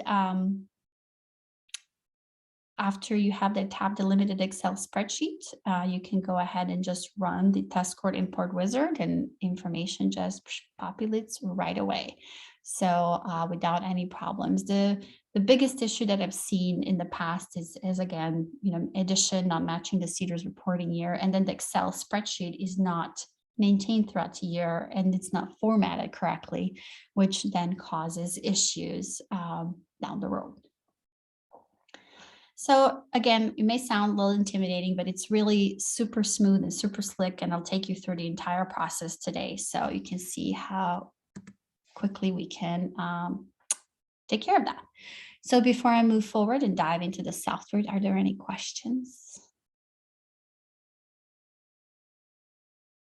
Take a look at the chat. It looks like, oh, perfect. Thank you. Okay, so I'm going to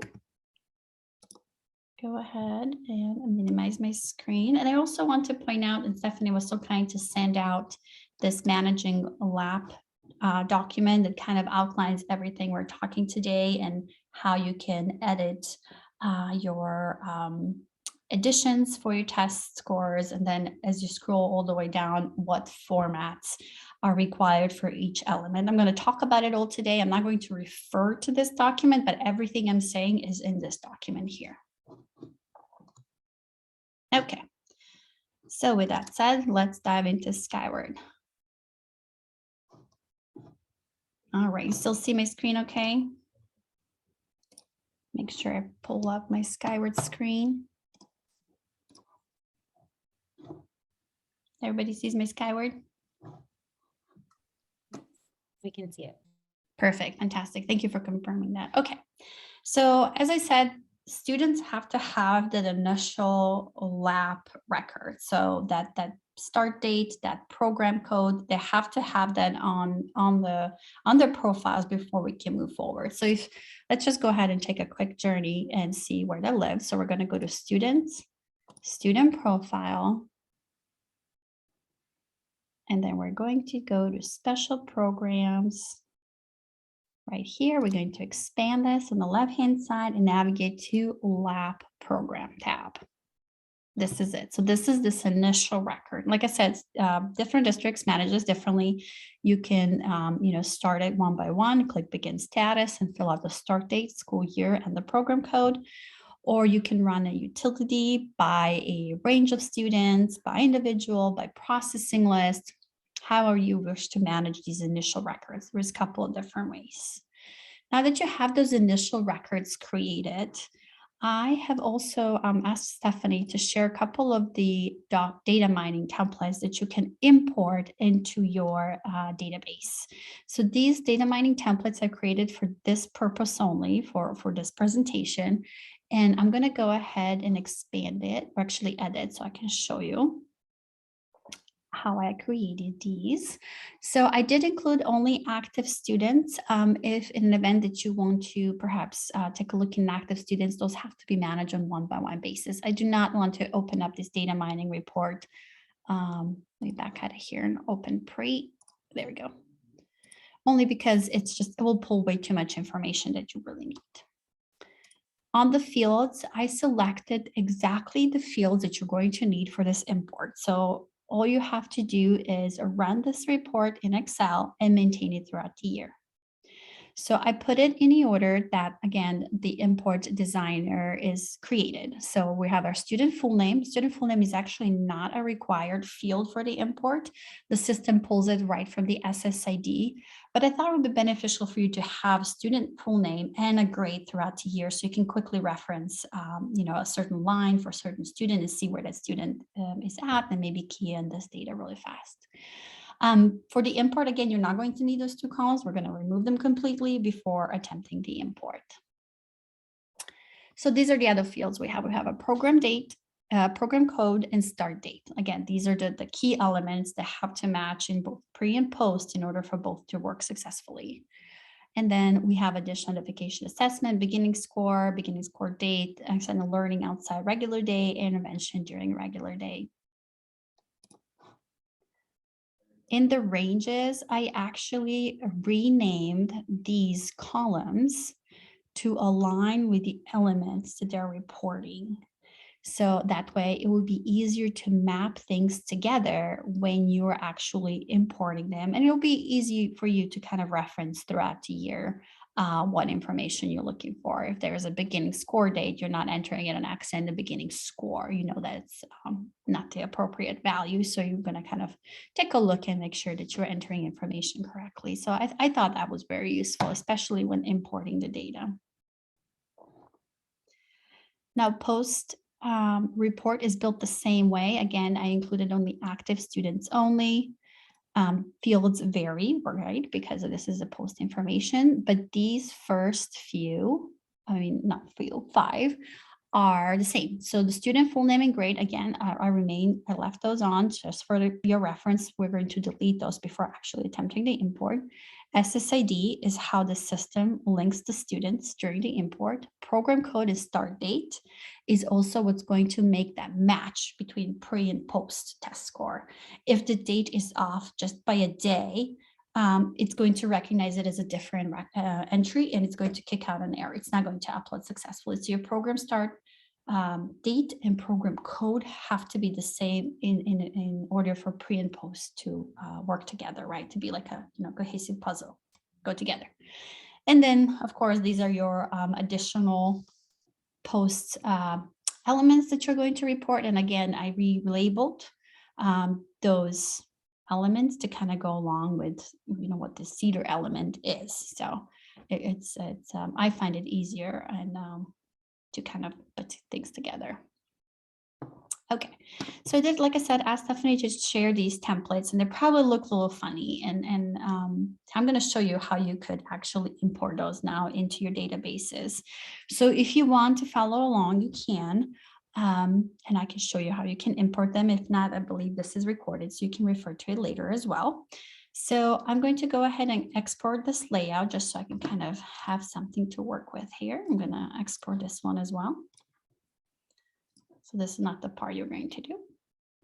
Okay, so now, like I said, these files are looking a little funny. You open them, it just has like a bunch of letters and numbers and doesn't really make any sense, right? So these are your data mining templates that you can just import, and it just basically creates another data mining that looks exactly like this. So to import a layout, all you have to do is down at the bottom right corner, you're going to go ahead and select import layout. Now you can decide how you want to title this data mining. If you want to, put in 2022 lab pre and post, you can kind of decide how you wish to manage that, this name. So I'm just going to go ahead and name them the same, but I'm going to put a reporting here next to it just for fun. Now it's important that you kind of recognize which one's pre and which one's post, because those are the elements that we're going to be relying on when running the import designer. Now that we have a title of our import template, we're going to go ahead and choose a file. And I'm just going to navigate over to my downloads. And here is my lab pre, right? Because that's what I'm doing first, right? Pre. So I'm going to go ahead and select my lab pre and hit open and just hit import. And that's all you have to do. Now I have a brand new report called Lab Pre 2022 with all of the fields, all of the namings, all of the filters and sequencing that I've put in, right? It just basically takes a copy of the data mining and sends it off to you into your own databases. If you do not have access to import layout, I highly advise you either touch base with somebody in a district that has security access to that feature within data mining, or perhaps maybe ask for assistance from your security administrator. Either way works. But this is going to be very helpful for you, because what I'm going to want you to do is print both of these. Let me refresh my screen really quick. Where did my post go now? Maybe I have to import it. So I'm just going to go ahead and delete this one so it doesn't confuse me. So now that we have our lab pre and lab post, all you have to do now, you have that Excel sheet to work with throughout the year, right? So you just hit, print Excel. That's all you have to do, pre and post, and just let the information kind of come to you.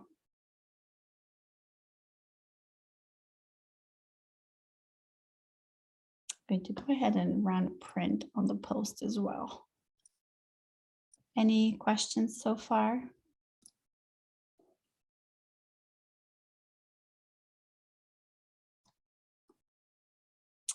Yes, these are the text. Let me just download a copy really quick and make sure that I gave you the correct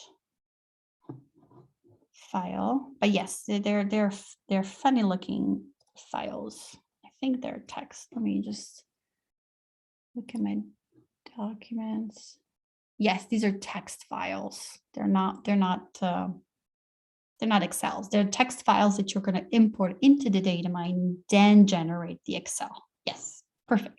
Thank you for asking that question. I always have to kind of cross-check as well. Okay, so let's go ahead and view our reports. Actually, let me go to print queue because I need to be in order.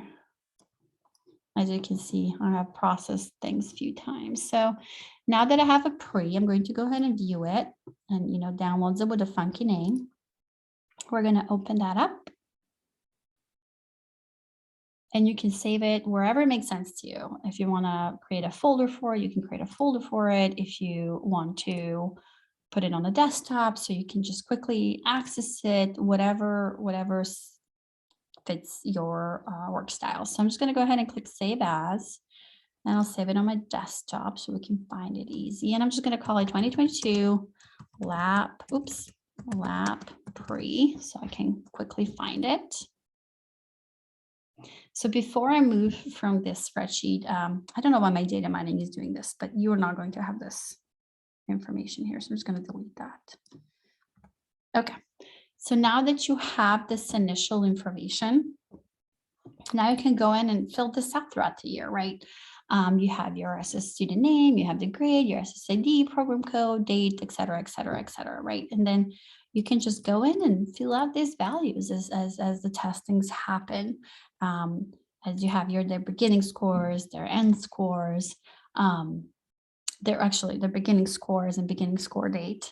The beginning score date cannot be before the actual start date of program. So just kind of giving you a little hint on that, and just kind of maintain this Excel spreadsheet throughout the year. You just kind of work on it throughout the year.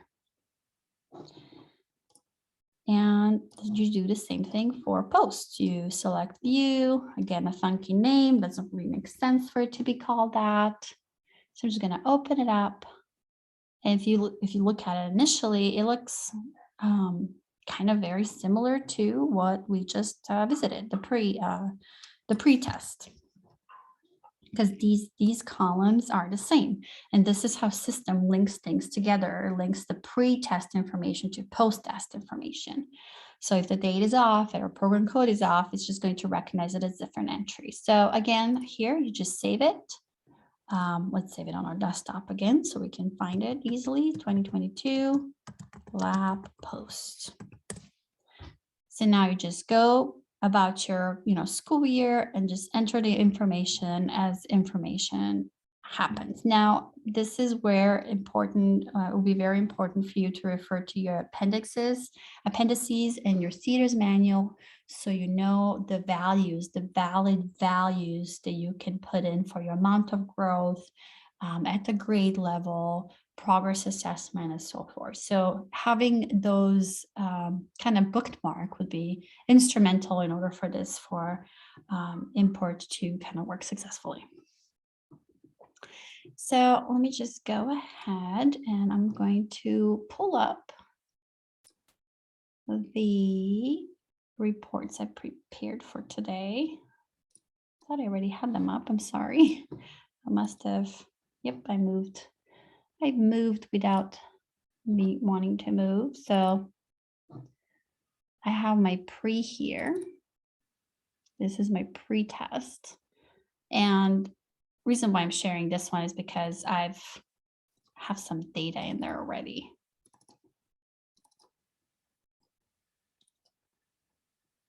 So this is my pre. It gives me the beginning score date, intervention, outside school, in school. So I have these valid values that state says that I can have.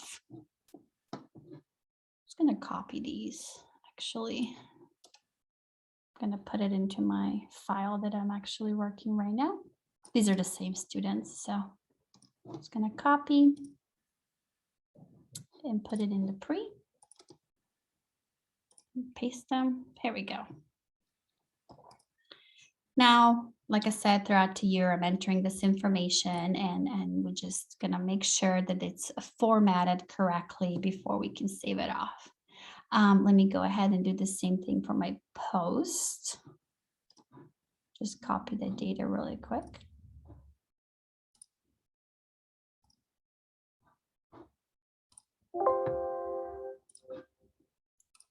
And my post. There we go. Here's my post information. Just gonna copy that and put it on my document right now. Again, these are the valid values from the state, so I could just go ahead and pop those in my 2022 post. Oh, one more time.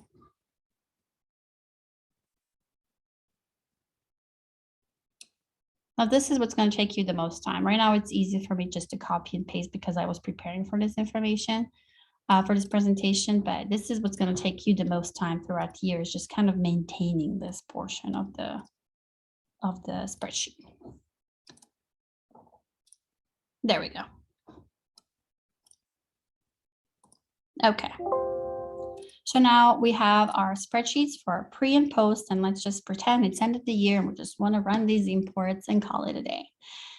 Now, again, I have to stress, and please refer to this document that I had Stephanie share with you. It will guide you through exactly how these fields need to be formatted. If you scroll a bit down on the actual report, actual document, it will tell you exactly what format is expected. So when it comes to the start date, the format needs to be month, day, year, with no dashes or slashes. So this will error out. If I try to import this like this, it will error out, right? So I have to fix that. Okay, secondly, identification assessment, it has to be a valid code value from the Appendix J.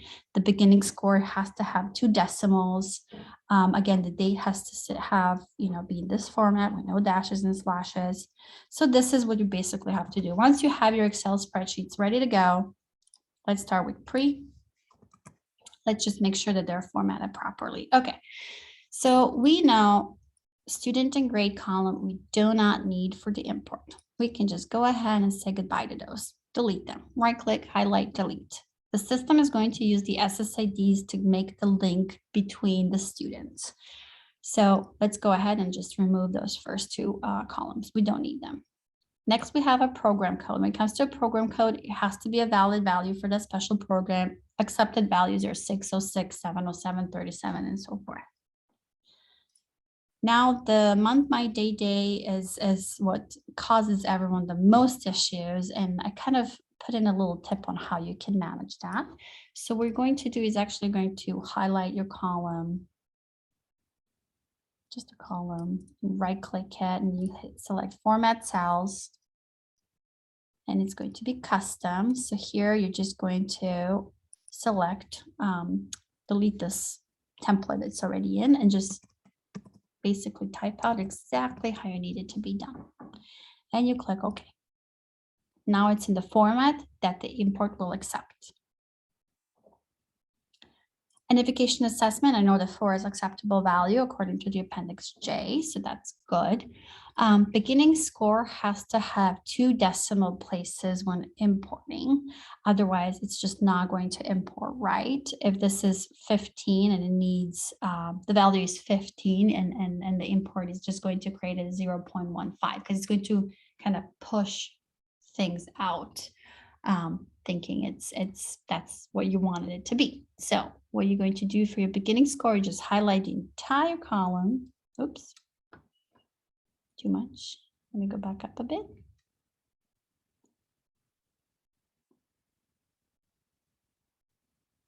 Maybe a little bit more. Sorry about that. And we're going to format it, I believe. It's kind of, oh, no, it's right here. We are going to add a couple of zeros. So this is a little icon. Make sure it's your format is under number, and right under number, you're going to see a little decimal where you can increase decimal values. Now we need 2. 2s are in there. Perfect. Now beginning score date, it dropped off 0, which is not really what I wanted to do. So my students, their start date of the special programs and their beginning score date is the same. I'm going to say that I tested them on the same name. So what I'm going to do, because the dates are the same, you can go ahead. I'm just going to copy my column really quick. and just paste it in here. Or you can do that trick where you can right click, select format cells, and just do the custom where type equals month, day, year. Okay. Now that I have that column formatted, I'm just gonna scroll over, and I know that my values for Q15, again, these come from your CEDARS manual and Appendix J. These are the accepted values. So let's take a journey to OSPI website. And just we can show you really quick. Reporting, CEDARS 2022. So Appendix J is what you want to look at for your student growth assessment. You can see here what values are accepted for Q08, Q10, and programs, program codes. These are the code values that you can use. And then let's take a look at the CEDARS manual. And I like to do Control F on my CEDARS manual and just look exactly for the element that I want to read on, because as you know, these can be quite lengthy. So for element Q15, here are the valid values, the list of valid values. And these are the values you're going to put in. So for my students, I'm only offering before or after school instruction. So all of them have BA. You could, if you have Saturday programs, you would put SP. If you have student decline services, you put SD, mentoring by peer, MP, and so forth. So these are the codes. These first two letters is what you're going to use to fill out the element Q15, because that's what CEDARS says it's acceptable value, and it's not going to accept anything else. Q16, the same thing. Here is the list of valid values.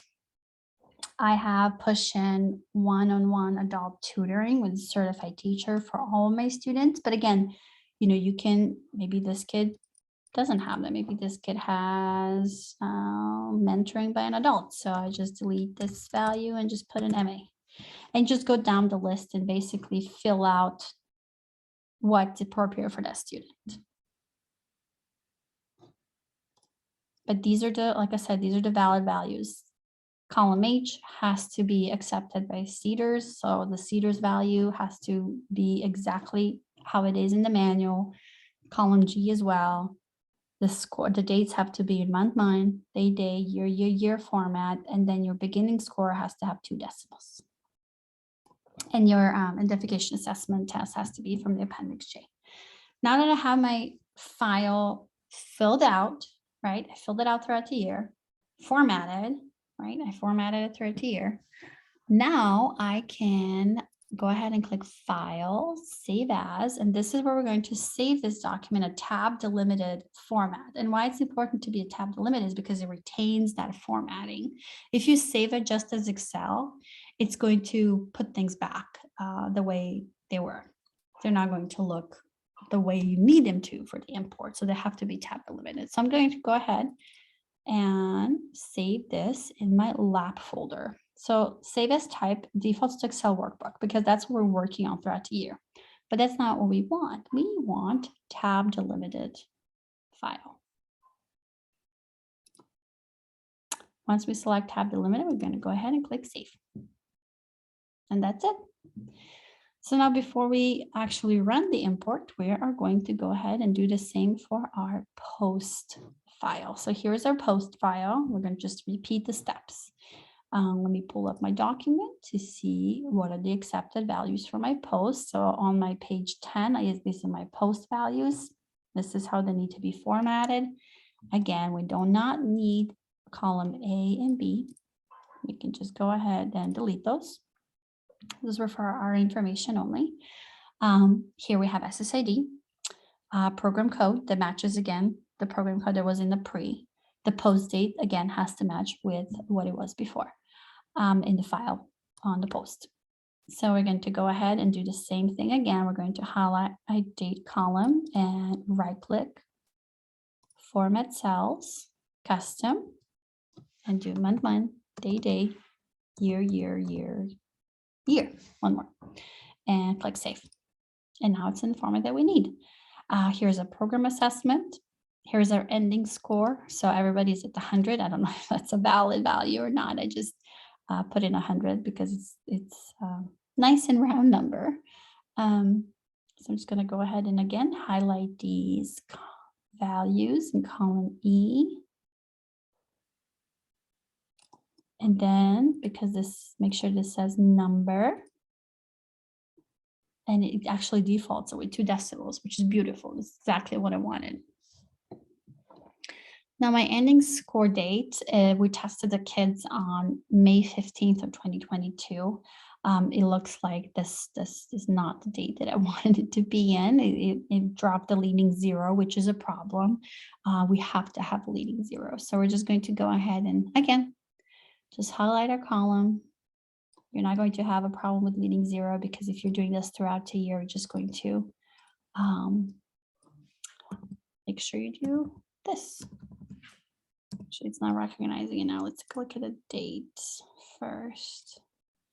Make it a date. Nope, it's not going to do that for me. Okay, let me re-add that data really quick. So 05/15/2022. Here is my date. Now I'm going to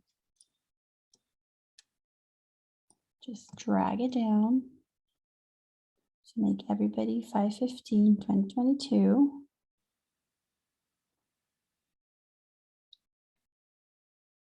Perfect. And I'm going to right click, format cells, do a custom, and again, do month, month, day, day, year, year, year, year. And select OK. Now my ending score date column is in exactly the format that I need, which is month, month, day, day, year, year, year. And then here we have the last couple of columns, amount of growth and at the grade level. When it comes to at the grade level, the values accepted are yes, no, Y, or N. You can do it. You can decide what you want to do with that, but just make sure that these are in exactly this format. If you have capital yes, I don't know that your import will work. To be safe, I recommend doing Y and N because that I know for a fact those work. So and I don't want you to run into any issues. And for the amount of growth, again, you refer to your manual for element Q09. So we're going to scroll up a little bit. Here are all the values. So here's element Q09, tells you a little bit more about it. And here are all the valid values for element Q09. So this is a whole number. This is something I think we did in COVID year, actually, 24, no pre or post tests. So just, kind of wanted to highlight those options as well in the event that you cannot test your kids either pre or post or both, that those values are available to you. So these are not just values in months. There's other options as well.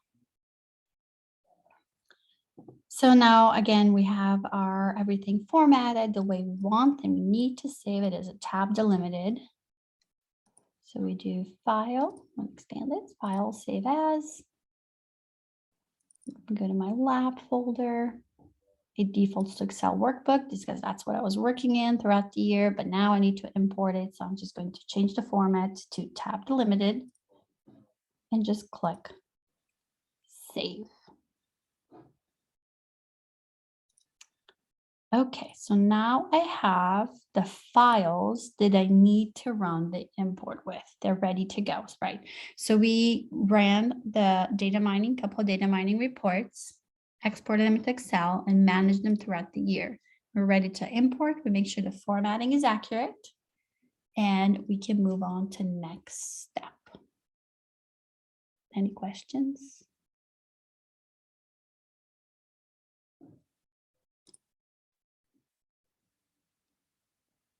See anything in the chat, so I'm going to just go ahead and move forward. So the next piece is making sure that your test imports, the test templates, have the same edition as your CEDARS reporting year. So to do that, you're going to have, again, access to Office, curriculum and assessment, and test scores. And ensuring that your test score has the same addition as your CETARS reporting year is extremely simple. So after you go to Office, curriculum and assessment, test score, you're going to select Test Builder. And you're going to see a plethora of tests, but the ones that we're going to work with are called, I think, STU. They start with STU, Student Growth Programs. Now, as you can see, I already cloned mine over, but I'm gonna go, let me see if it will let me delete it, and we can just start over. Perfect. So these tests were imported into everyone's database back, I believe, maybe even before 2018 school year, or maybe it's 2018. When CIBSE Mass imported these test templates for all of the school districts who decided that they want to manage their test score, their student growth data through test score import, there was a need to kind of do it quicker, and this is what they've created. Now, the only thing with that is every year you have to clone them over and ensure that the addition matches the CETARS reporting year. So I'm going to go ahead and start with pre-student growth. So I'm going to go ahead and select this test. And all I have to do is click clone. Now, again, the system is going to ask me to select this test again. At this time, again, I make sure I select pre-student growth, right? So it's matching what I've selected on my first screen. And I just click select. Now, this is where you need to ensure that your addition reads 2022. I apologize about that. So you will leave everything else the same. Just make sure this is addition 2022, school year 2022. And you click save. That's all you have to do. Now you repeat the step for post. Let me see, post. They're not in alphabetical order for some reason, because O comes before R, but it's kind of playing mind tricks with me. So I'm going to select post, again, select, make sure my years are matching. 2022, and click save, and that's it. That's all I have to do. Now I have a test template in my system that I'm ready to use in my import.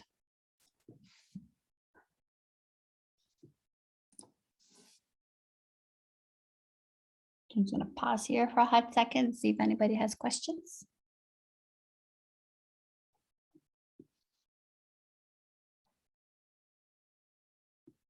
Okay, so the next step, now we have our Excel files that we formatted properly, saved as tab delimited. The data is in there. Now we have 2022 templates. Now let's go ahead and just run these imports. So that is done under Administration tab, Sky Build, and then Imports. So Administration, Sky Build, and then Imports. And it's a test score import wizard that we're going to be using for this import. Again, you're going to see a lot of different tests out there, and the only ones that we're working with is the STU Grow pre and post. Now, they initially had these lap records. These are not the ones that they use anymore. If you have used them in the past, you can, I believe you can just delete them and call it a day and kind of remove them from your view. So that way you don't on accident run a wrong test.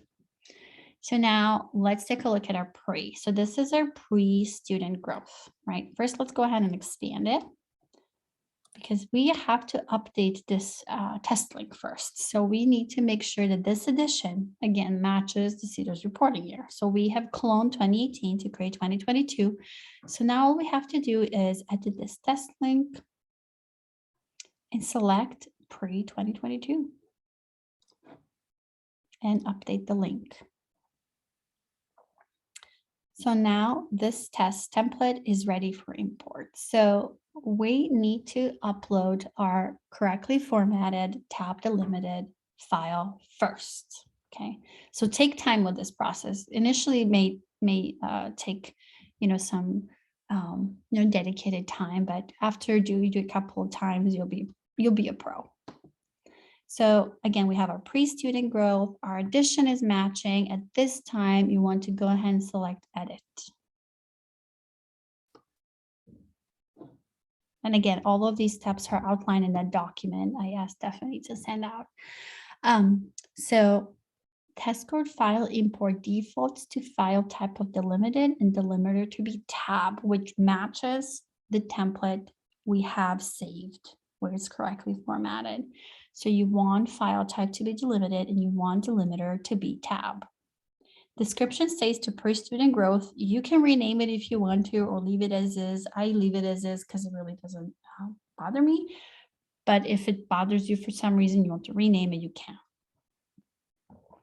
Text qualifier should be blank, start at a row 1. Now, my first row has the name of my columns, so I actually wanted to start at row 2. That's where my student name, student SSIDs begin. You could check this box to allow correction of valid student links prior to import. If the system identifies any opportunity for correction, it will do it. If not, it will just let it be. If you have on accident imported information with a wrong date maybe, and you just want to kind of overwrite that, you can. You can check this box, overwrite existing test scores, and just overwrite what you already imported. The key thing is it has to be the same date and it has to be the same test score. So, just make sure you're writing over each other. And lastly, if you mass import this and it's completely wrong and it's just a complete mess, don't panic. You can mass delete that data as well. Just give me a call and we can walk through the steps. So now that we have our file maintenance screen set up the way it needs to be, and now we down below where it says file import, import file upload, this is where we're going to choose the file to import. So now I was working in my lab file folder. And here's my pre. So I want to again make sure, am I selecting the right one? I'm doing the pre. Here's my pre. It's a text document. This is the tab delimited. It's correctly formatted. So I'm just going to go ahead and select open. Now I have to click this upload button in order to actually upload it. If you look at this last upload date, it reads January 10th. That's not what I want to run. So I just hit upload. And when I hit upload, this information automatically pre-populates.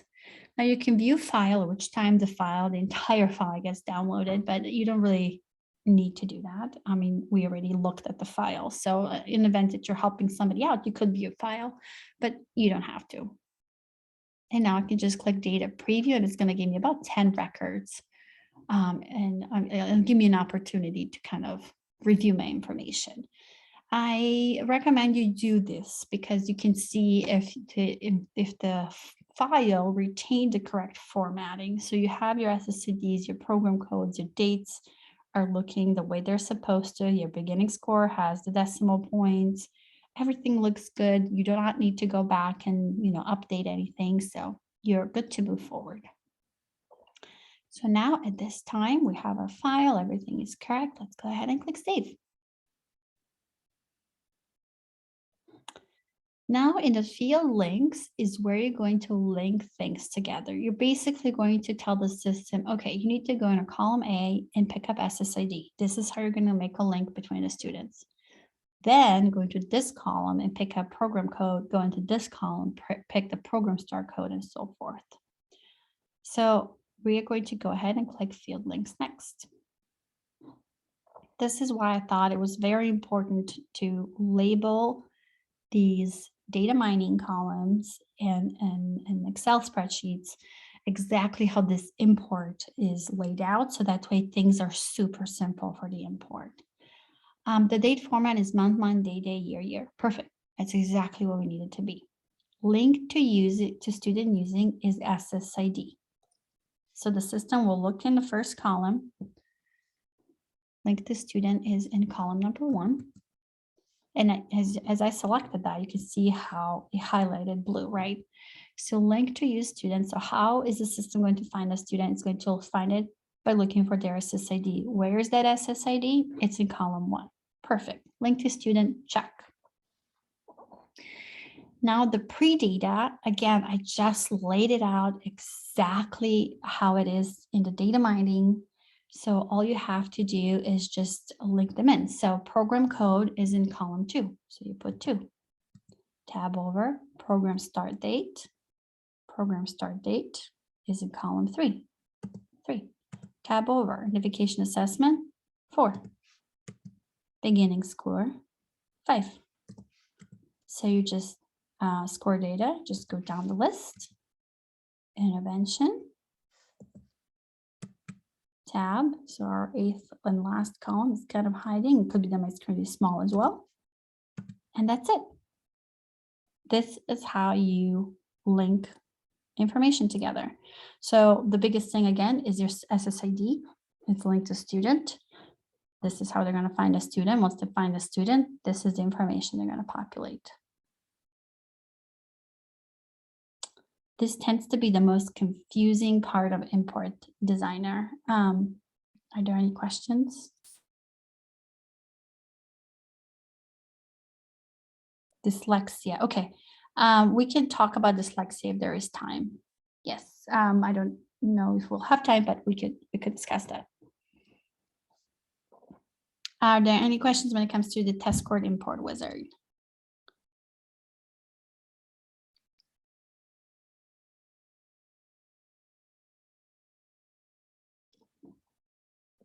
Okay, so now that I made my links, I can go ahead and click save.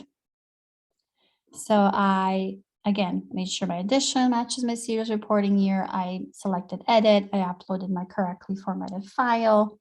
I made my links, and all I have to do right now is hit run. Now there is no test state link because there is really not a column that is it appropriate to in this file. This test date link doesn't report to CEDARS. This is where your program start date and beginning score date. The test date link could be pretty much anything you want, really. So to make things simple, you can just hit OK and then choose the same date if you want to. This is what's going to be important to remember. If you want to delete some information, this is the date you're going to need.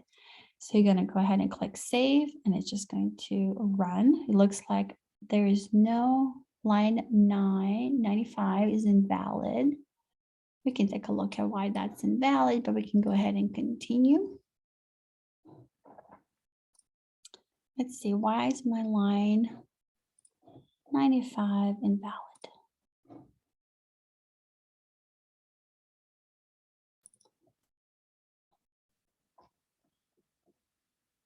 Here it is. SSID is equal 0. The student is missing the SSID, and the system couldn't make the link. So I have to find who the student is, enter his SSID, make sure that I enter that in my Excel spreadsheet, and resave it. Or I can manage it on a one-by-one basis, whatever it's easier for you. Okay, so now my report is completed, so I can go ahead and take a look.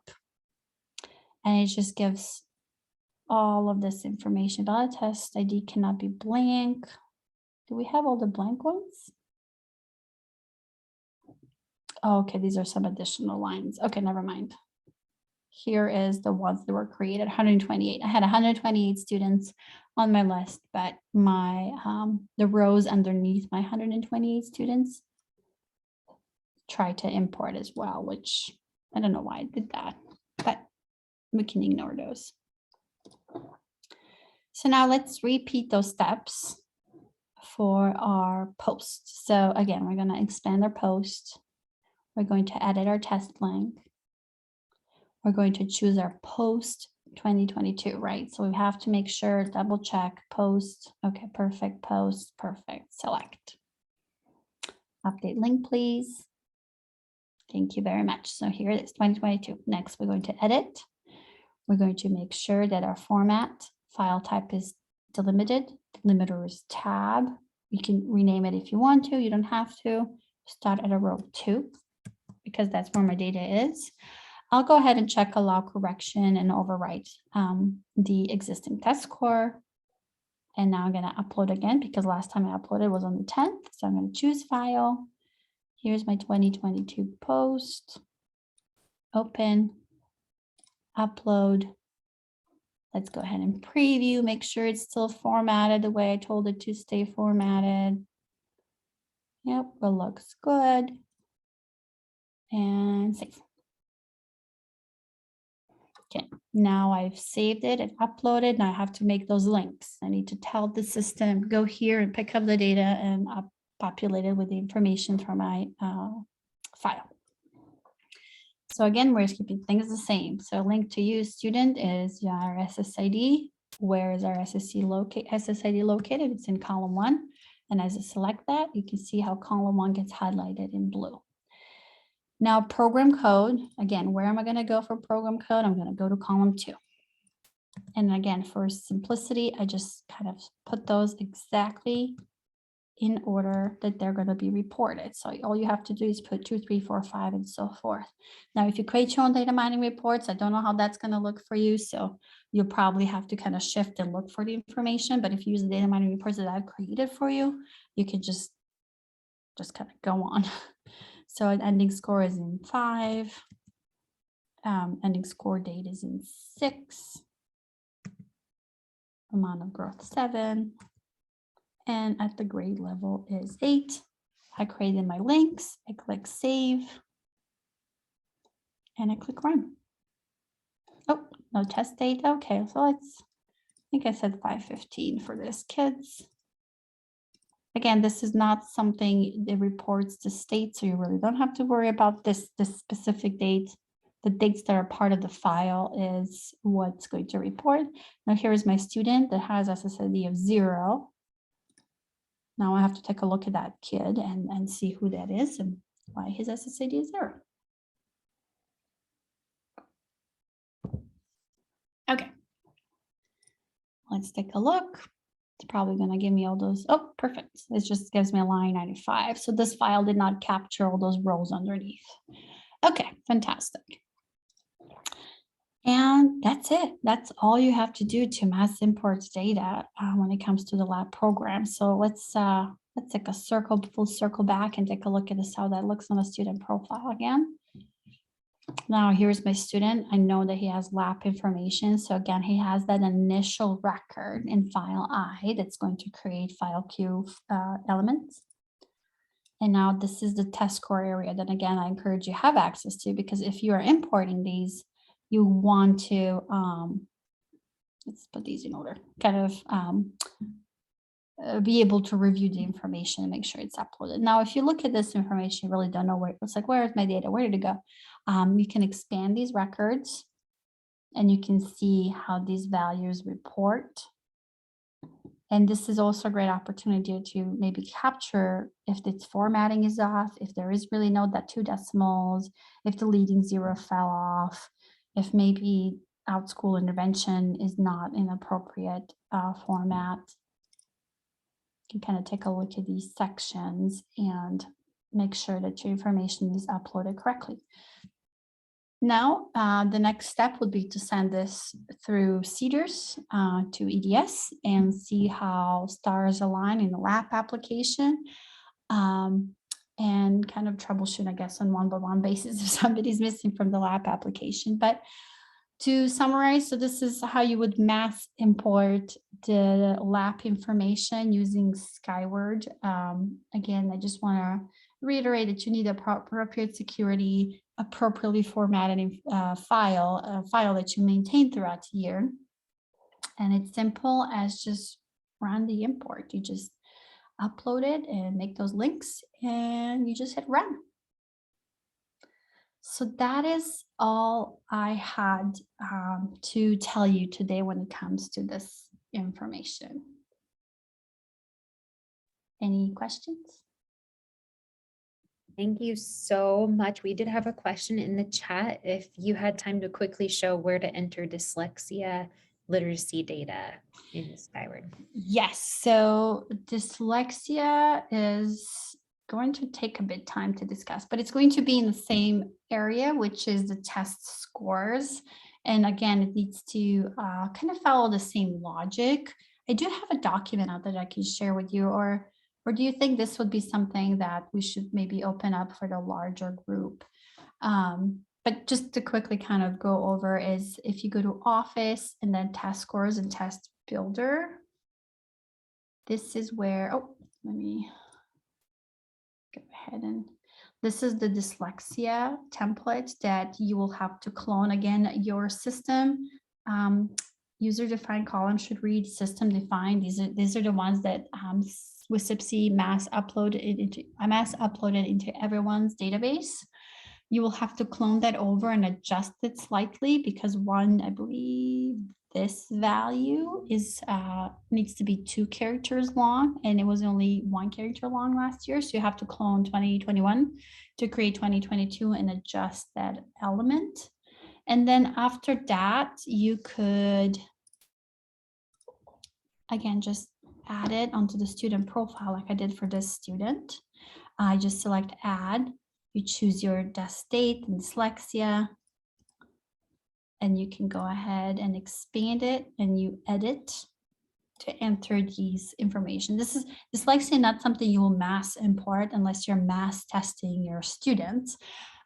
Because you're only reporting students that you're testing. So you would edit this area after you add it in and add the appropriate values.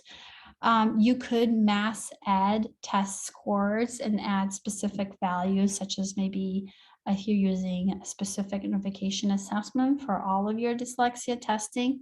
If entity ID is the same for everybody for the most part, all of your elementary building codes, it's the same for everybody. So you could have those initial values selected to mass add them. But when it comes to interventions, those could vary from student to student, and this is where you would add them in. And again, you would use the CEDARS manual to put in exactly what state wants you to report when it comes to the student dyslexia testing. And that's kind of a crash course on dyslexia. Awesome. We're going to have Irina in our workshop time today if you want to pop into a breakout room to ask specific questions. But Irina, I know that's a hot topic this year and super awesome for sharing. Thank you so much for answering. Yeah, absolutely. And if this group, if there is a bigger interest, like we could have another session where I can kind of go through it in more detail. And I also have a document I can share with everybody when it comes to dyslexia as well. Let me just pop it in the chat really quick. That's awesome. Thank you. Yes, I think that'd be helpful for multiple people. I have to stop sharing my screen so I don't scare people with my. No problem. I will pick up where you left off here. So if you have any questions, Irina and our full team, all very amazing, very knowledgeable, as you see and have seen today. So there is an email address and a phone number here. If we can help you at all with any of your data uploading needs or anything else Skyward related, please go ahead and contact us here at the ESD. In the PowerPoint slide deck, you're going to find a ton of links and resources for you. So feel free to utilize this. They're hyperlinked in, and so you have that in the chat, the link to the full slides, and we'll also email this out to you. And for those of you watching online later as well. Also, I've dropped in the chat a link for us to give you for you to give us feedback. We value your feedback. We go over it as a team after every meeting, and we try to plan based on what you tell us. So if you have a specific need or want, even if you're watching this recording later, because I know many of you couldn't make it live today, we want you to still provide your feedback. We'll send this out to you with the recording, okay? And of course, always contact me if you have any questions as well. If I don't have the answer, I will connect you to the right person. We have an amazing staff here at the NCESD that can help support you in a variety of ways. All right, so without further ado, don't forget to check out the MTSS resources and the OSPI page. There are a ton of resources and it's constantly being uploaded. Lots of videos on each of the components we talked about today, and data-driven decision-making, which goes along with the theme for today. Thank you again, Irina. And we are going to shift now into our workshop time. So this time is yours to make a choice for what would most meet your needs and questions that you have. So you have options here. So I'm gonna, in a minute, open up breakout rooms and you have two choices. You can pick Skyward Data and Federal Programs Planning. So Irene is gonna hang out in that room. If you have any questions or wanna dig deeper into some of the material she shared today, she is there for you. Or you can choose the MTSS and School Improvement Room. I'm gonna be hanging out in there answering any school improvement questions you might have. In the slide deck, there are a ton of resources. And earlier we talked about that Tier 1 Practices Initiative. You can just click on this link and it'll open up that document for you so that you have a planning document.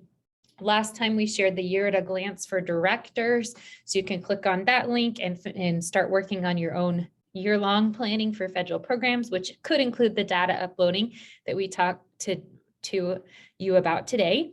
And then last but not least, we talked about the Hexagon tool. So there's several resources that you can explore in the MTSS option for how do we select evidence-based practices to initiate into our systems. So without further ado, I am opening up the rooms. You should be able to hover to the bottom of your screen or maybe the top and click on breakout room. And then you can just push the blue button that says join and you'll just pop right into the room. And you can start the conversation. So be sure to start the discussion with your colleagues following the questions that you see. I will put those questions in the chat. You can discuss anything you're curious about, problems of practice.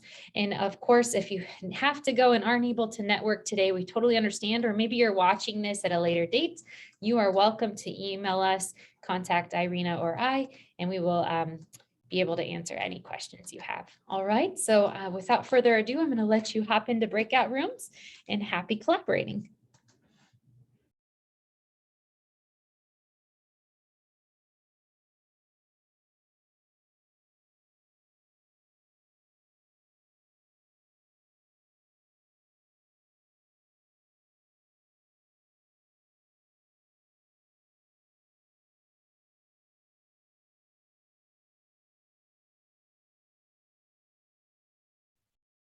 We just wanted to say a big thank you for taking the time to attend live with us today or for watching this recording after the fact. We appreciate you, we value you, and we want to support you. So don't hesitate to reach out and feel free to watch this recording as many times as you like. Drop us a line, send us that survey link, even if you're watching this later. We'd love to hear from you. Take care, everyone, and have a wonderful January.